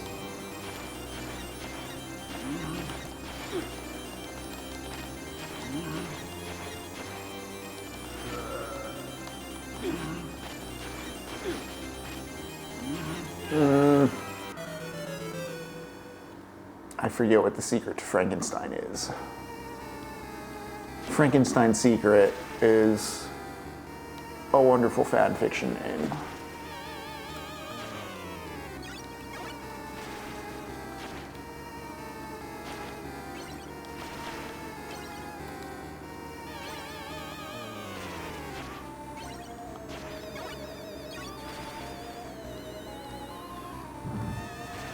I think I just have to play the bat smarter than I did. I kind of ate a lot of fireballs that first phase.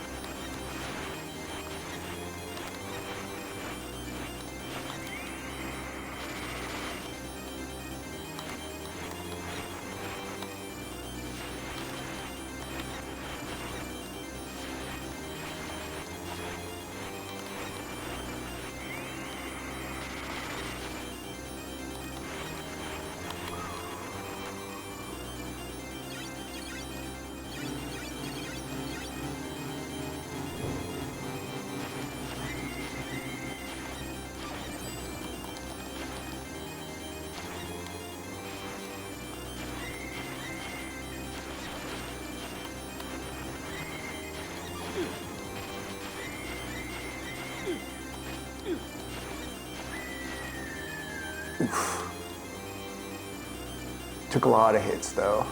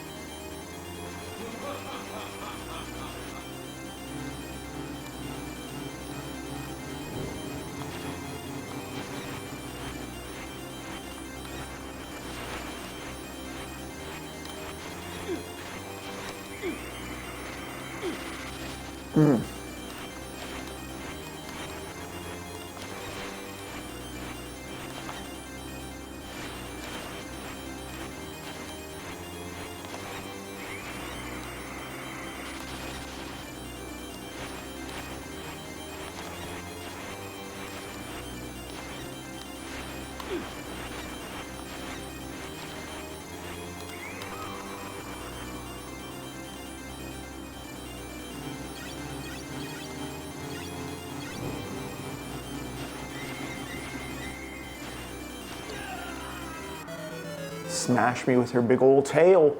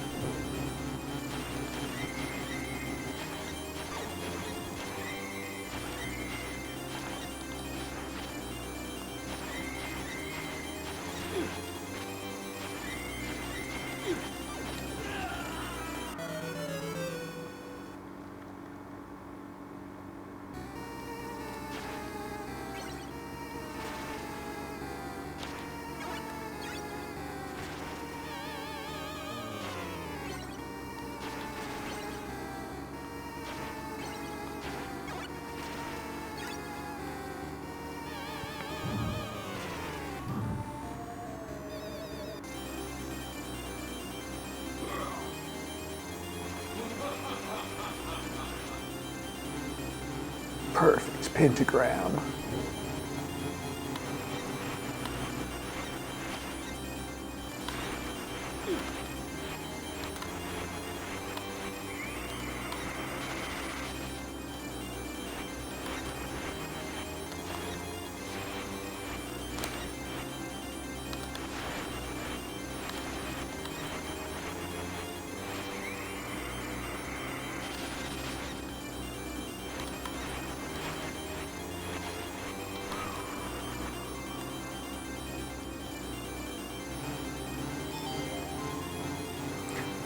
Metal Gear vibe in what sense though, man? Let me know.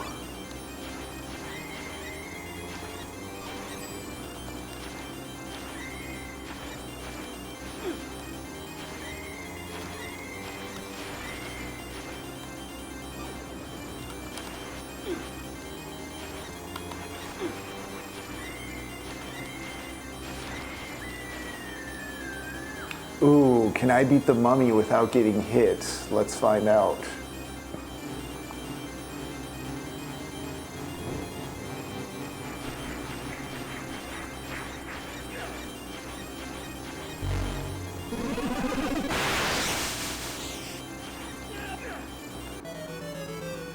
Should have ducked.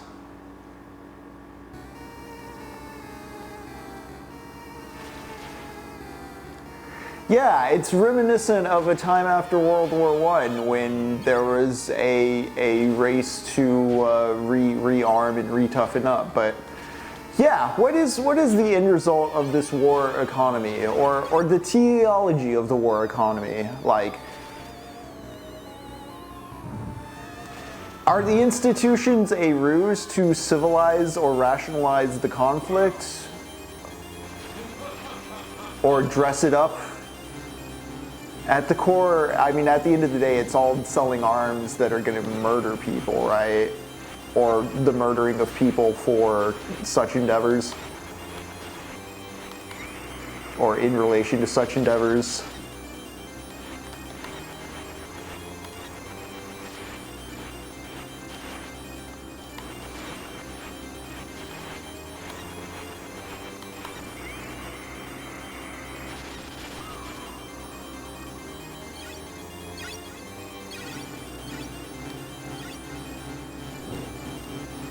I think I find it interesting the way you use Metal Gear Solid as a reference point too, because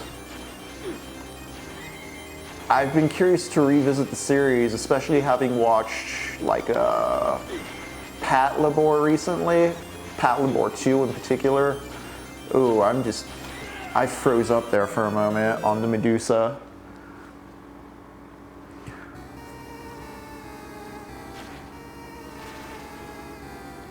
Because I think it gets to a question, I mean, the whole exploration of nuclear proliferation in Metal Gear Solid, and kind of like Kojima's naivete or optimism, is like, what is this whole global project for?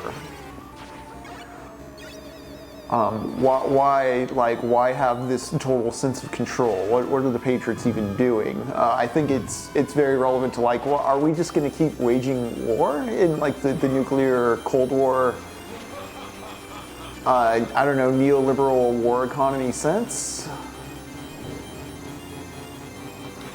I think the American people are pretty tapped out on motive as far as even caring about a war goes. They've just kind of accepted it as the background. Like, we're the baddies, haha, look, we're always doing war, right? Like,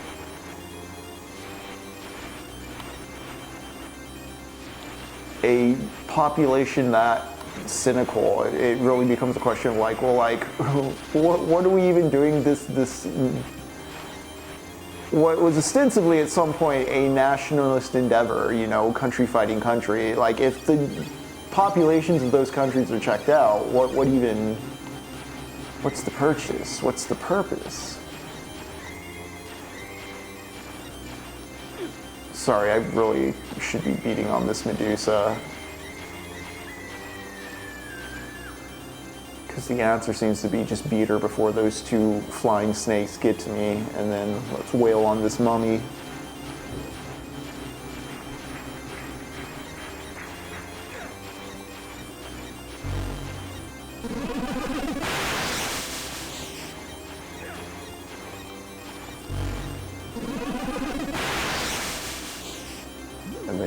I don't know, Frankenstein I have to just kite very, very tight.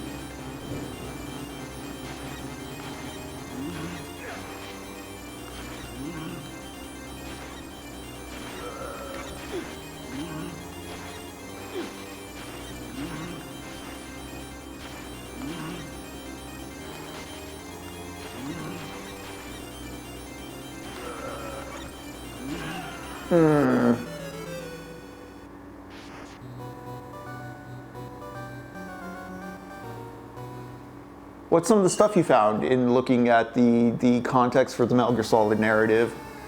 When I was looking into Patlabor War 2, something I didn't realize was a big Japanese thing in the 90s was the like the distinction between the Japanese police force is like, are they a military force or a police force? Because I think there was some sort of UN involvement. There's an incident at the opening of Patlabor War 2 that's echoing a real life incident where like there's like a Japanese police force on like a UN peacekeeping mission, and I think somebody died or somebody got taken hostage, and it just brought into national debate like, okay, is this a military or is this a police force? And just kind of like, what is Japan doing in the global economy? Like,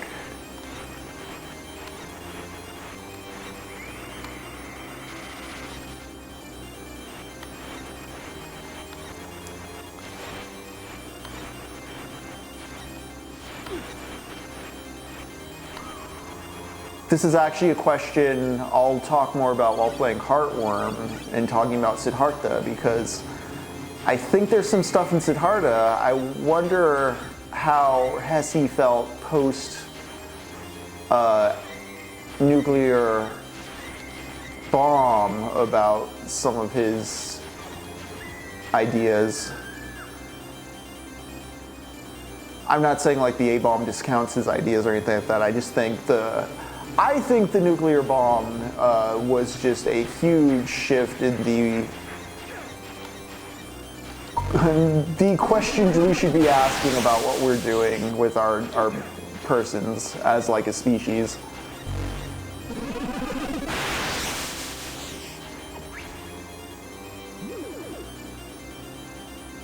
I mean, I think there's a reason David Lynch cites it as like the birth of evil in Twin Peaks: The Return.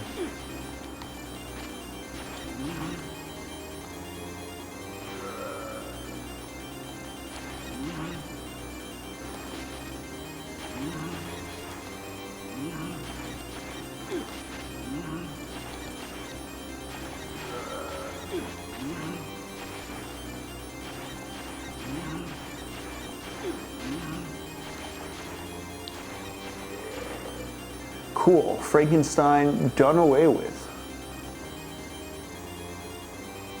It's the same thing I wonder with Lovecraft, the nuclear bomb question. I mean, I believe Hesse lived after World War II. I can't remember from what I read in his biography. I'll have to check in on that. Now we gotta fight the man himself, Shaft.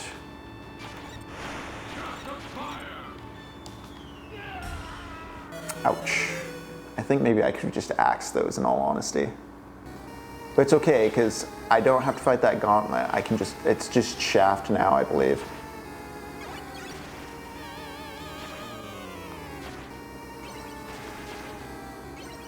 So I'm actually gonna go with the cross this time.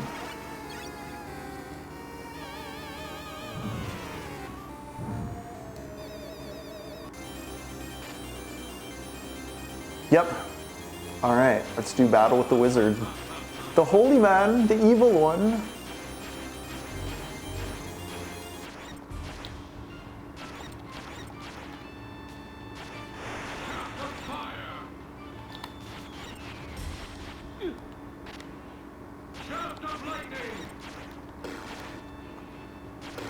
This one's kind of fun.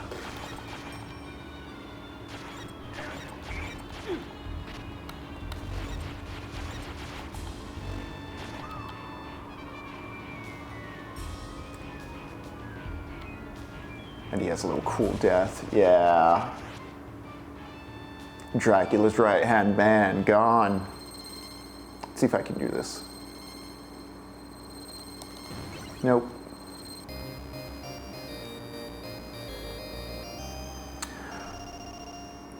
We're getting there. We have a very long bridge, a very tricky bridge. I may die a lot while doing this. What weapon? No, I kind of do want the axe in case I screw this up.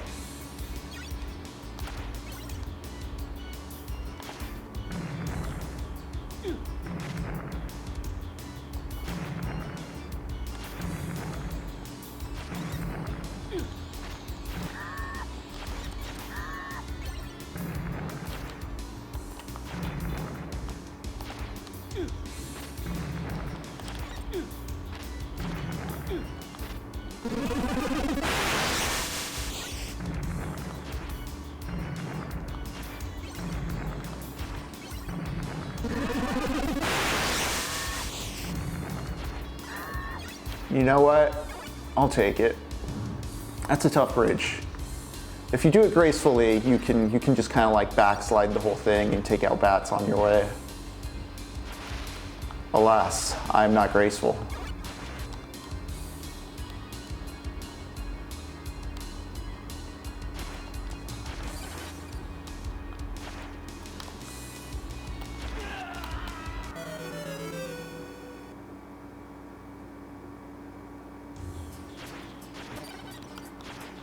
Oh, Elman, I'll check what you're saying about Peace Walker in a moment.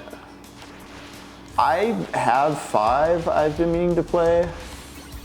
And Peace Walker. I have the trilogy for the PS3 they did that comes with 2, 3, and Peace Walker. I just never played Peace Walker. And then I have like 5 complete.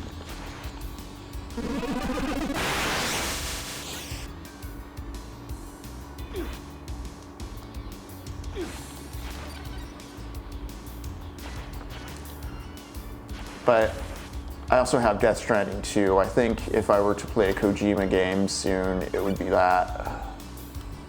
I have been craving 3. Also, Metal Gear Solid 4 is probably one I've only played once. I saw it twice because when it came out, I had friends that I'd watch play it as well.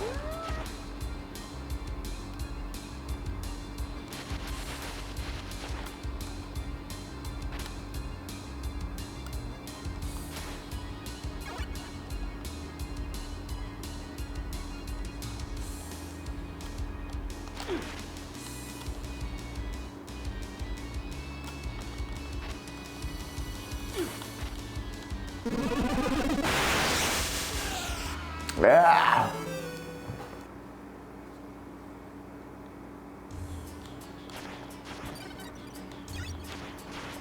It's okay, it is a short level if I get the game over, and it just gives me time to perfect my bridge backwalk.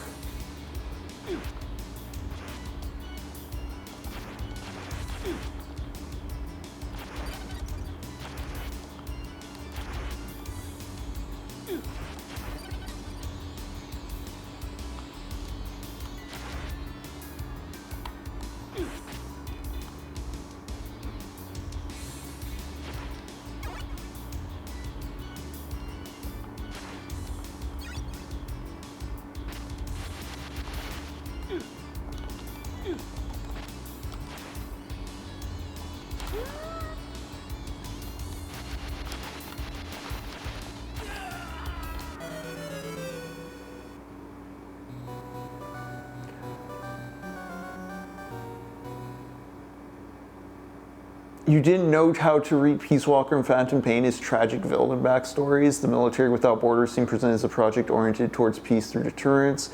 It had come through the Peace Walkers, kind of demonstrating the flaws in that vision. Okay. I never played Peace Walker, so I don't know explicitly what's going on with that vision there. What was your first Metal Gear game, if I may ask, as well?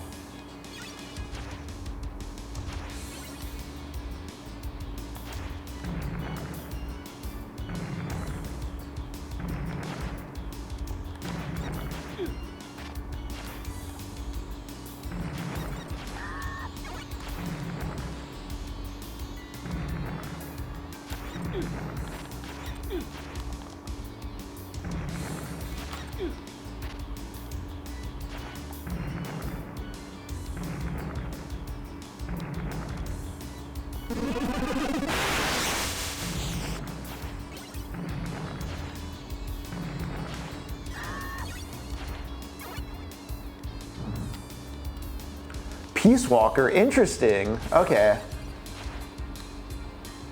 Mine was Solid. So I think I also have the bias of that being my first one. On the PS Vita, nice. Vita, underrated console, or underrated handheld.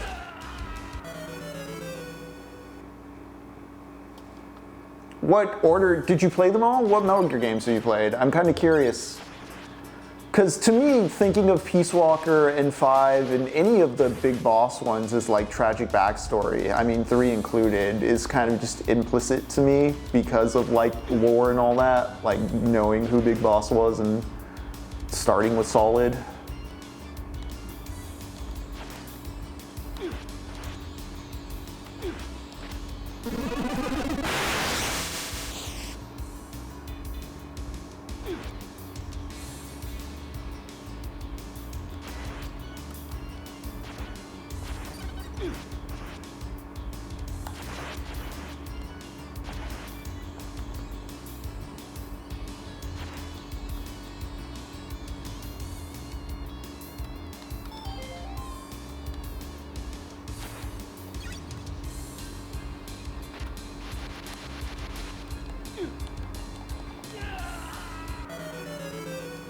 Them harpies will tear you up. Okay.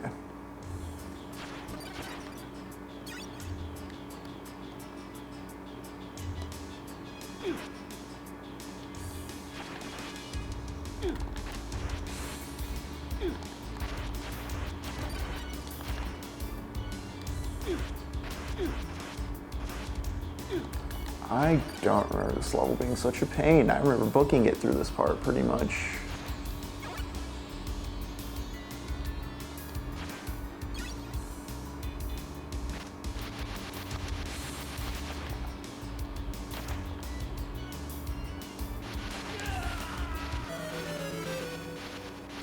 Three, Peace Walker, and Phantom Pain. Okay, have you ever played the others or just those ones? Also, what's your favorite of those ones?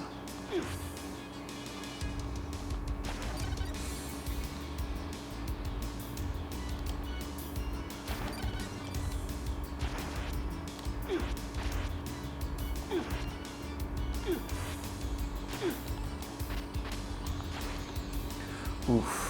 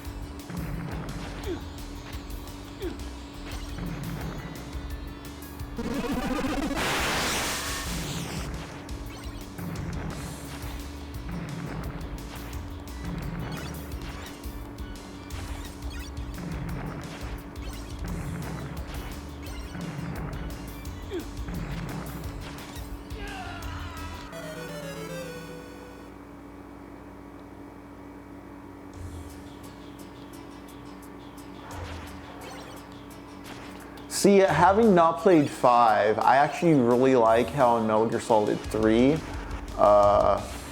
you don't actually see the Darth Vader turn, but you see how it can happen.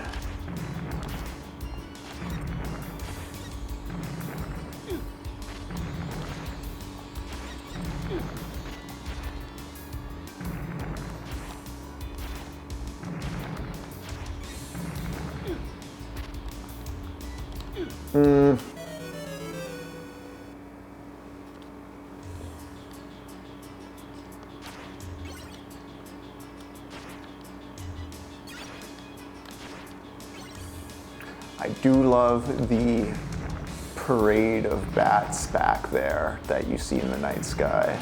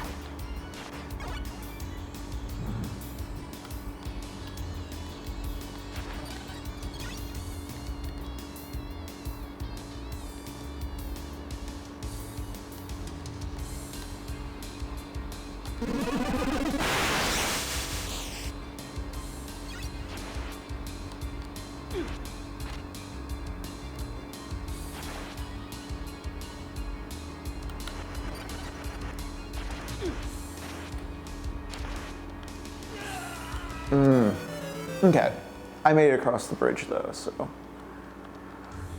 let's carry on.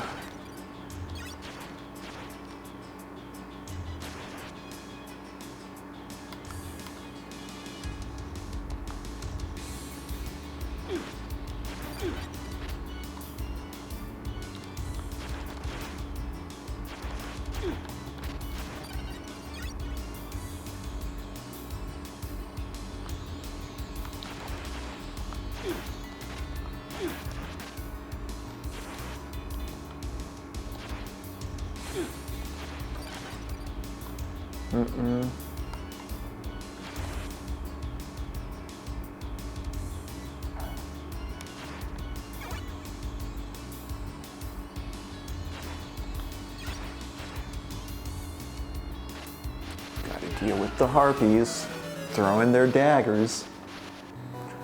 Naked Snake seems like he's got all the heroic motives, he's guided by an inspiring mentor, and everybody talks about peace all the time. It's just always the big nasty nation states that screw it up. Master Mel insists the project of Outer Haven is something new. Now revelation like the Sandinistas have an ally who's an agent legendary to a nation state. Ooh, yeah, I would like to, because Peace Walker deals kind of with like South America, right? Or Central America. I know there's a log in one of those where Big Boss talks about Shay. I've seen that up on YouTube. I was like, oh, I didn't realize he was so woke.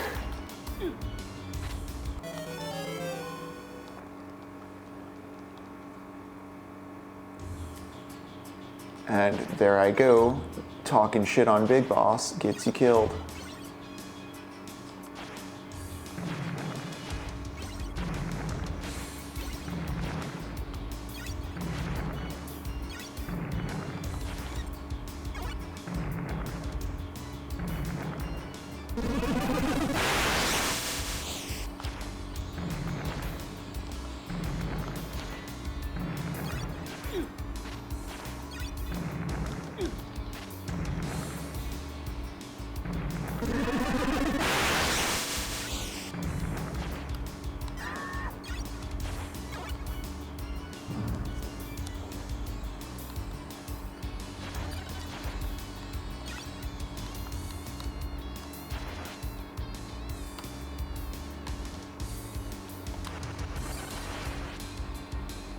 I just need to be axing those skeletons, really.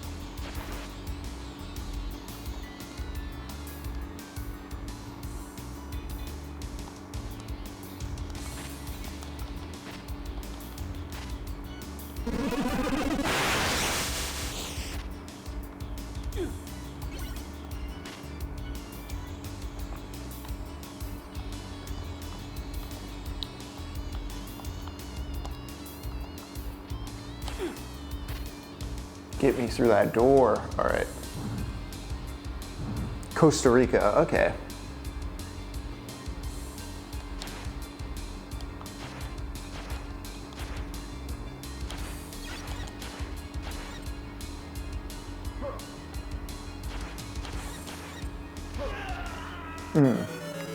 Should have back jumped. All right.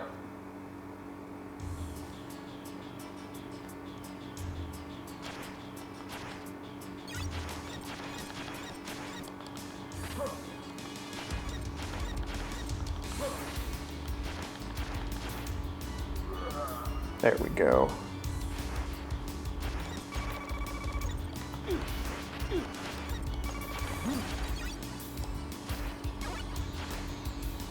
I think I drop down here. Wonderful, wonderful.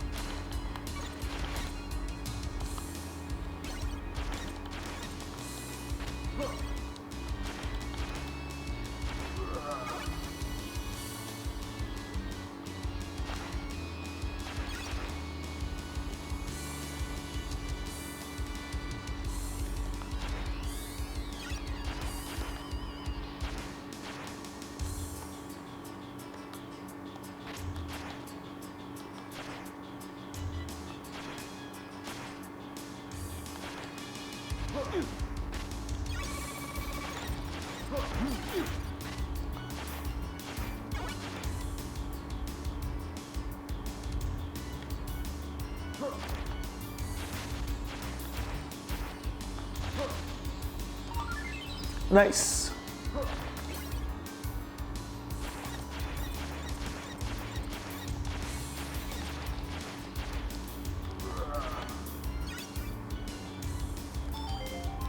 Oh man, I'll read what you're saying in just a moment. I'm almost at the end of this level. When I'm in the boss parlor, I'll be giving you a shout.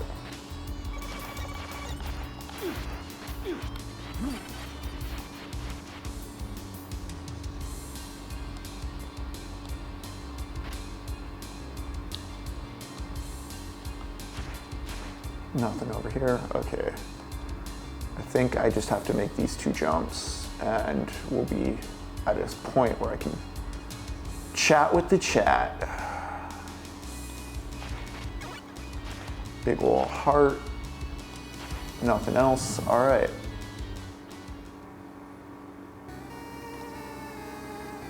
Yep, I do be wishing I had more health.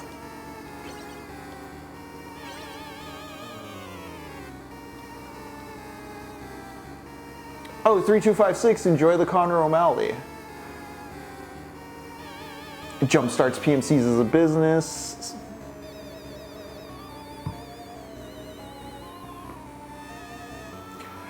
Yeah, Elman, that's something I find interesting about the overall world of MGS as well, is like, it's a world for soldiers, like explicitly. Like that's part of it for everyone. Like the boss was mad about like the abuses.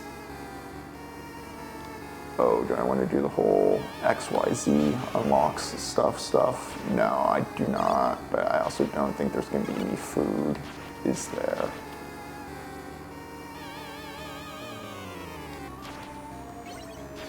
This struggle, okay.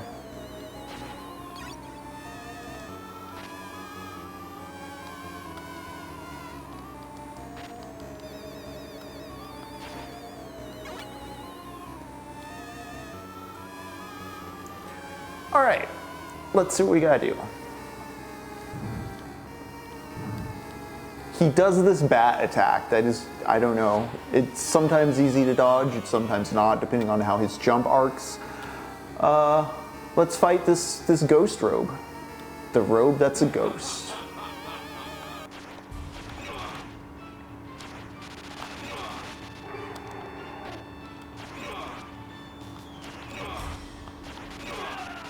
Dang, okay.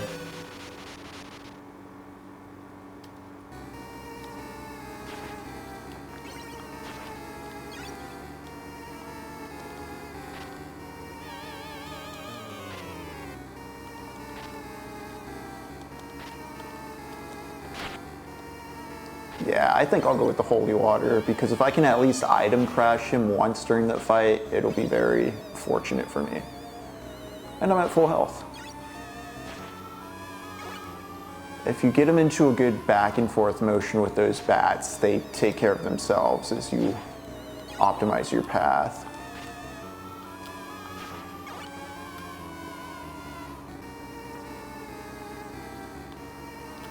Yeah, 3, 2, 5, 6. I think when I first started the series, I played 1, but like I played 1 and 2 pretty close to each other.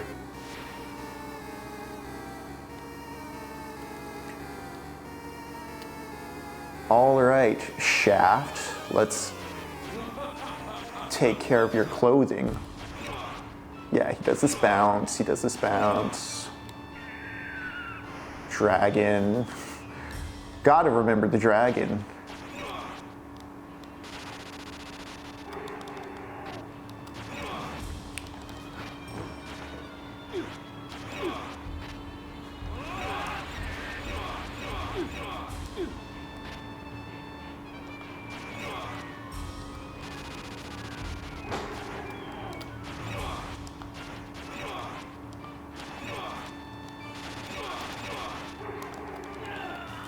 Dang. If only I had backflipped. What's up, Captain Quasar? Thank you for joining us.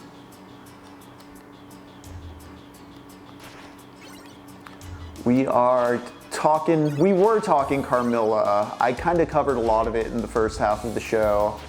Now we're just finishing out Dracula's castle here.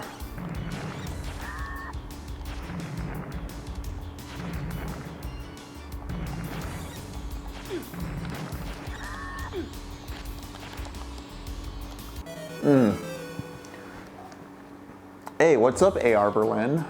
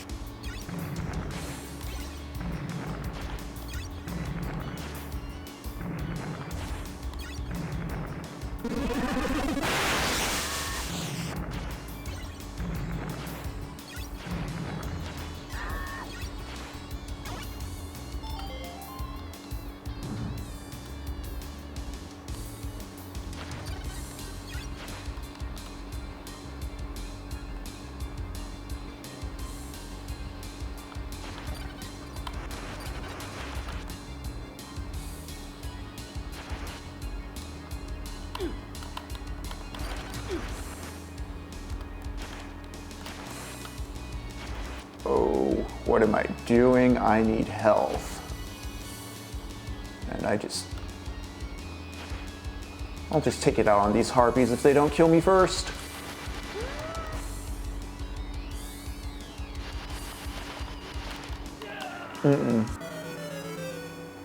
Yes, Dark Souls speedrun stats, indeed. Although, this hallway's a pain when you don't have the axe, and because I stuttered, I don't have the axe. These skeletons torture me.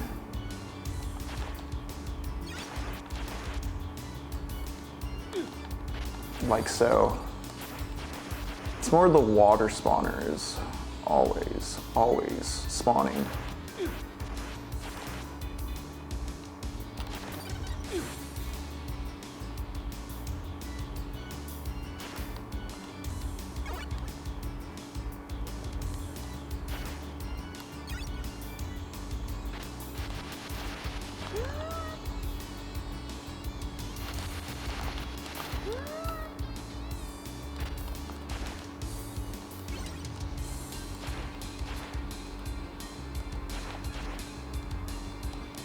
I don't want to mess with this.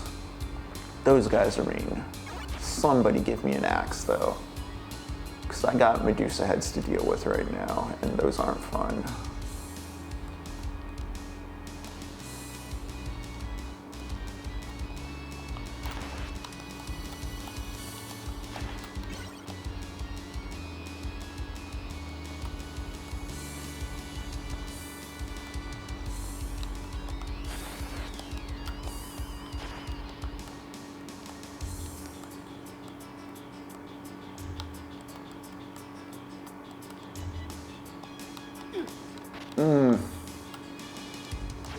The bane of many a Nintendo.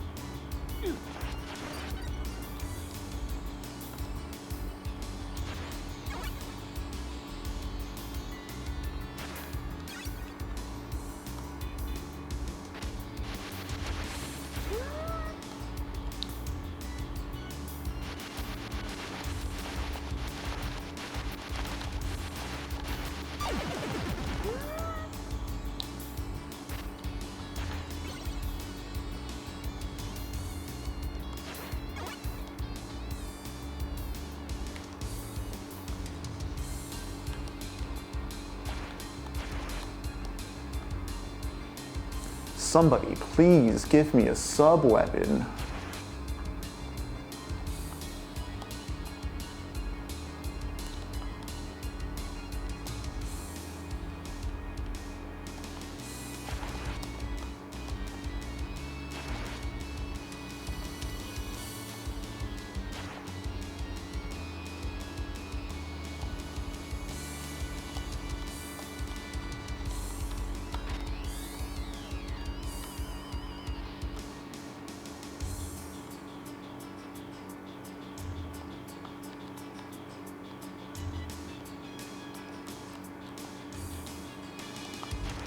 There we go.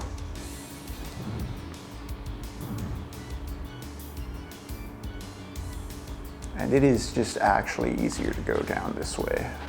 And just kite these guys one by one.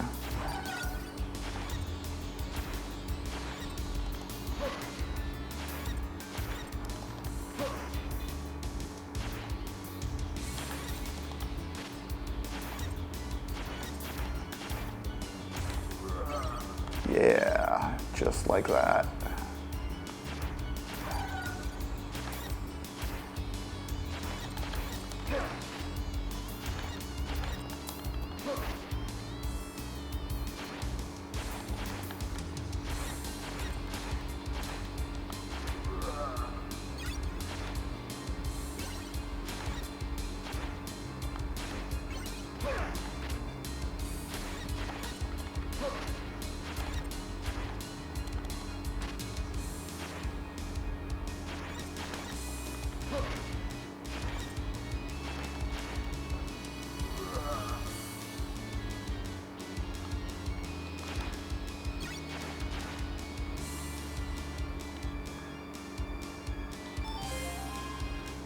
0 rest, dang.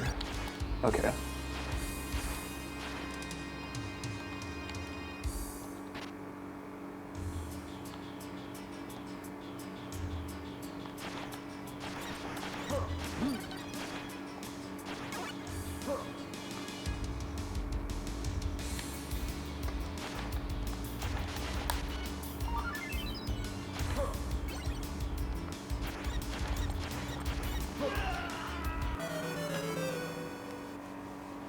Dummy mistake on my end.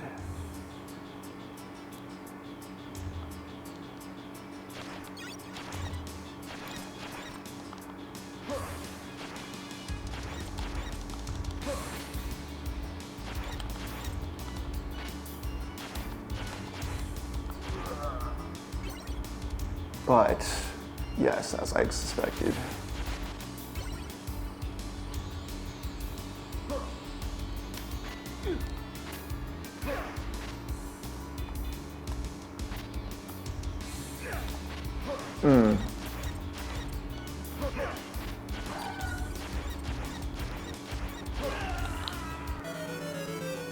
Don't know what I was thinking with that route, y'all.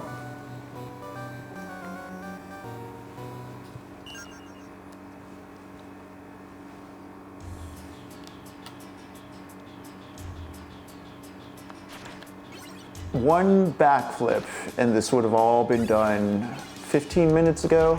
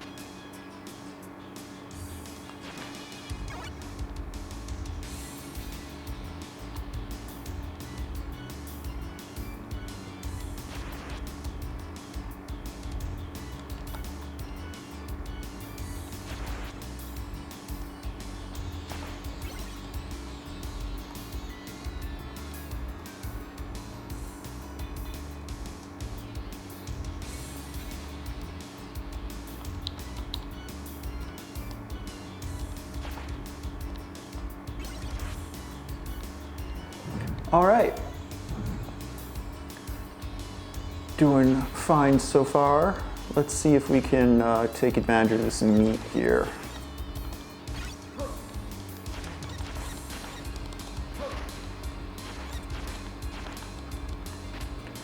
Kited our boy.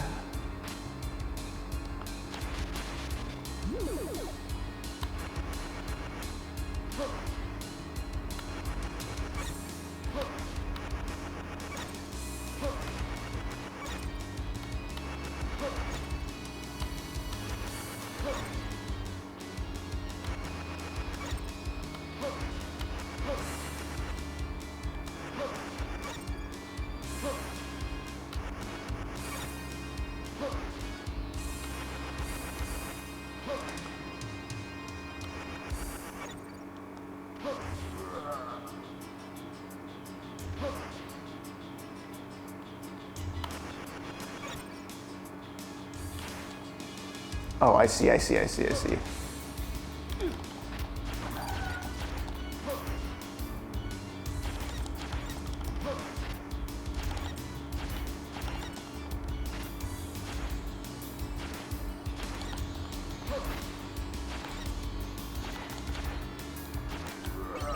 There we go.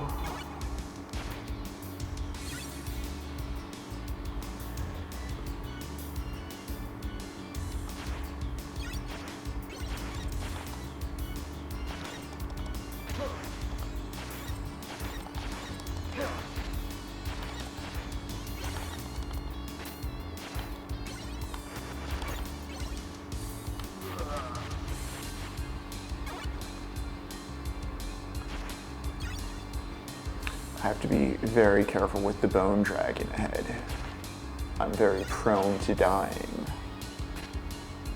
You're always prone to dying, I suppose, but things video games make you say, you know?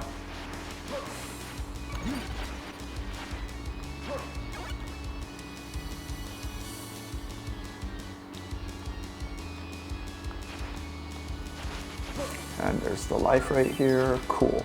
Okay.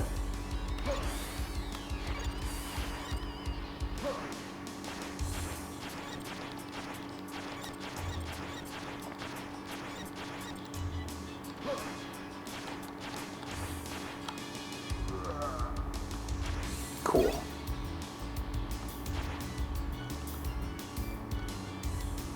There is a bone dragon. All right. All right.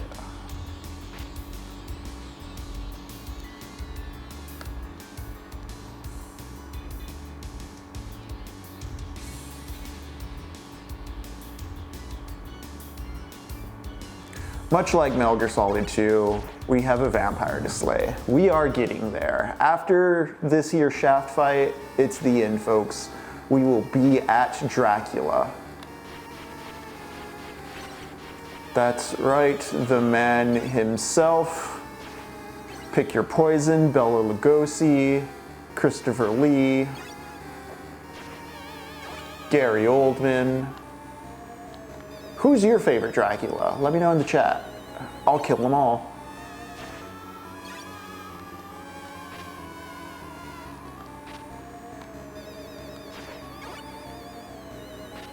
If we count Nosferatu's, which I'm not going to because Orlok's a separate character within the Castlevania lore, let's just avoid that bag of chips. Let's fight this robe instead. Sorry, AR Berlin, but yeah, Klaus Kinski's Nosferatu is good though.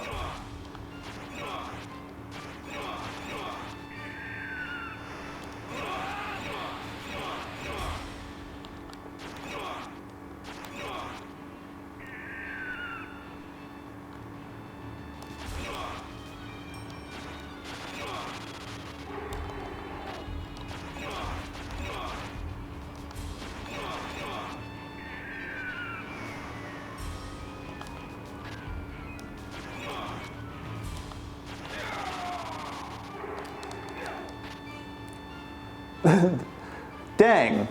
The thing about locking in is it makes you remember, oh yeah, I shouldn't even be thinking about hoarding lives or trying to maximize resources. I should just get good.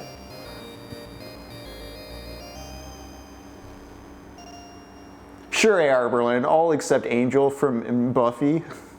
Buffy. Final level, let's go.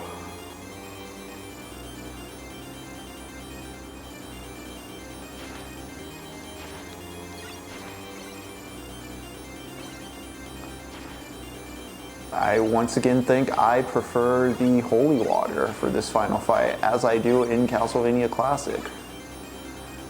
There's our boy.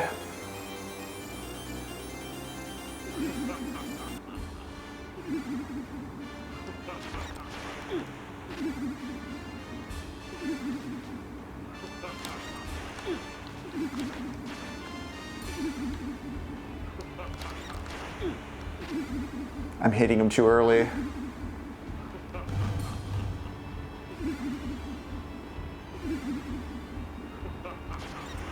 There we go.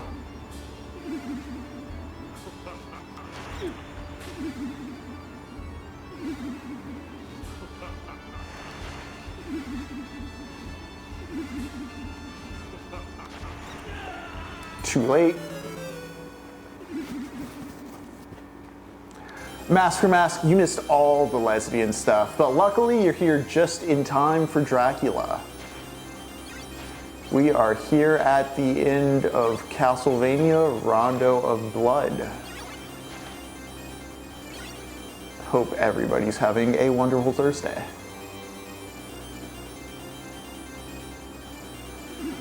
I have to get the timing just right on the jump. He opens, jump, there we go. Opens, jump, at least hit the fireballs that time, which is what you want. Too early.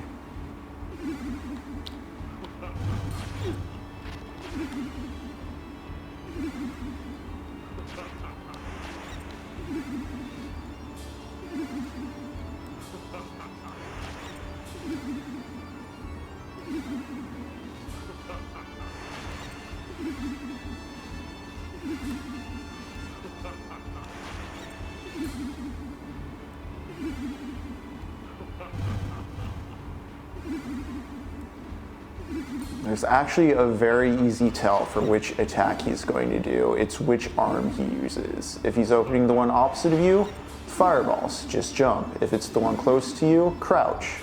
Fireballs, just jump. Crouch, jump. Yeah. And that is Dracula's pattern. I say as I messed it up.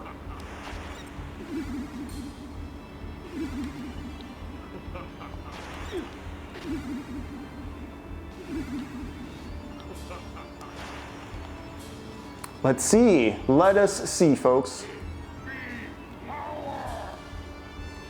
Oh, he's a big monster.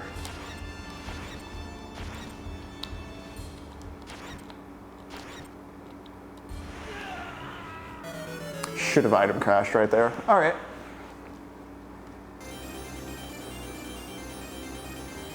But I think my muscle memory is back. As you can see, I think I got the arm thing down pat. Let's hopefully make this a quick slay.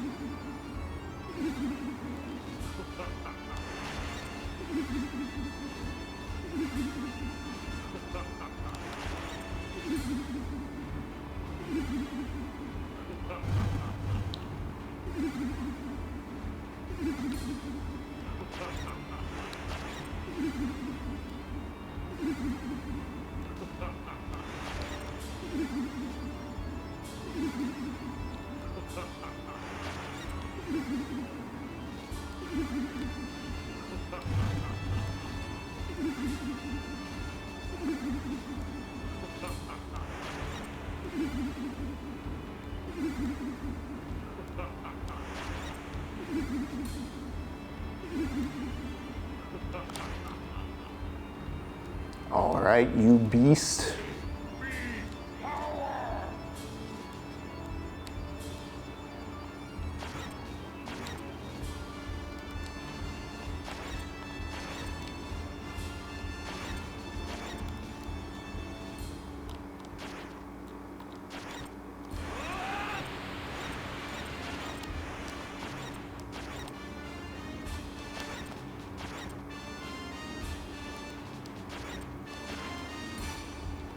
And game. That is a perfect on Dracula.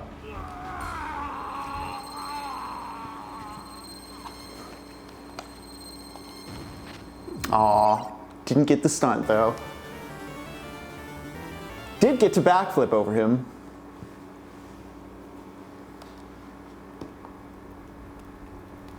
And now we're treated to a little scene. Once again, has defeated me. I love that phrase, Blood of Belmont. What an epitaph. This too is part of my fate. Death to you. The world is not yours to exist in. It is not by my own power that I am resurrected. It is the greed of humanity which calls me back. And thus, by might, I rule. This is kind of re-summarized at the beginning of Symphony of the Night, the infamously voiced scenes. The same basic faith drives all people to seek, to come together, to move forward. That surely can't be an evil thing. And yet, here I am. Do you not have any desires? Well, it is by your desires that you humans prosper, and it is your faith which has ruled you. Considering that, can you really call me evil? but people cannot be ruled by power alone. The sacred, the honorable, the loved, those things can rule humanity. Something evil will eventually fall to ruin. I see. Perhaps you're right. We shall meet again, Blood of Belmont. And he just poofs. Something I find particularly interesting about Rondo is it's a priest who revives Dracula. Like, Dracula doesn't come back of his own accord. In my own Castlevania head canon, I like to think that, so I believe the Belmont before Richter that Dracula fought was Simon, the original Castlevania 1 Belmont. And Simon doesn't know magic like Richter does. He can't item crash and such. I like to think that Simon was such a scary caveman, being the first game's like NES Conan the Barbarian-esque protagonist, that Dracula didn't want to come back after that, or he was a little shooken up. It made the cycle irregular because Simon was just so brutally persistent. I know Nocturne is adapting Richter's story, and I do enjoy Castlevania Nocturne, more so than Castlevania Vanilla, which I never really got into. But yeah, this has been Castlevania Rondo of Blood, originally for the TurboGrafx 16 in 1993, my personal favorite Castlevania game in the series.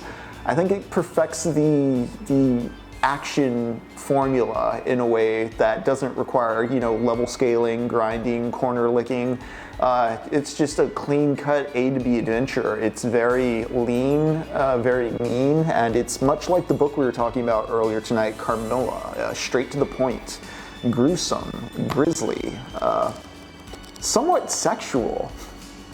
At least in Carmilla's instance, there's the possession, there's the hedonism, there's the sensuousness of the vampire wanting. The vampire is always hungry, and the way this game feeds you its challenge is very addictive in the same way.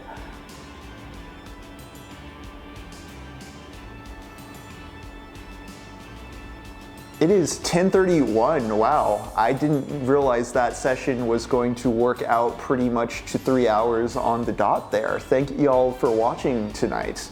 We've done it. We vanquished Dracula. It is Hauntember. It's not even October yet. This is very good because, as I said, the closer we get to October, if you don't kill Dracula, he gets stronger. I didn't want to have to play Dracula X for the Super Nintendo, which would have happened later in October. You have to fight Dracula over pillars in a bottom, there's a bottomless death pit in the final boss arena. It's very annoying. It's not as graceful, not as cool, not as mechanically considered as what you just watched me play through. But yeah, that has been TechnoPoverty.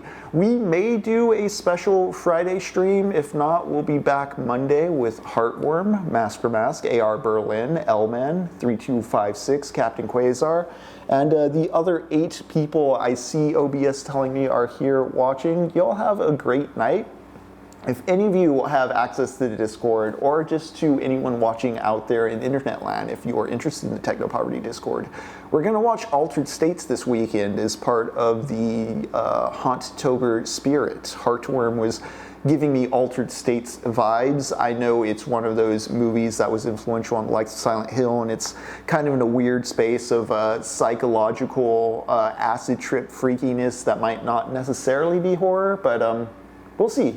We will see.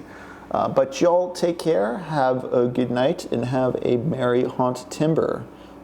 Follow us on our socials to keep in touch about the possible Friday show. I'm most active with the account on Blue Sky. Otherwise, you know, you can check us out on YouTube. You can always check us out on Twitch. VODs are up. Y'all take care.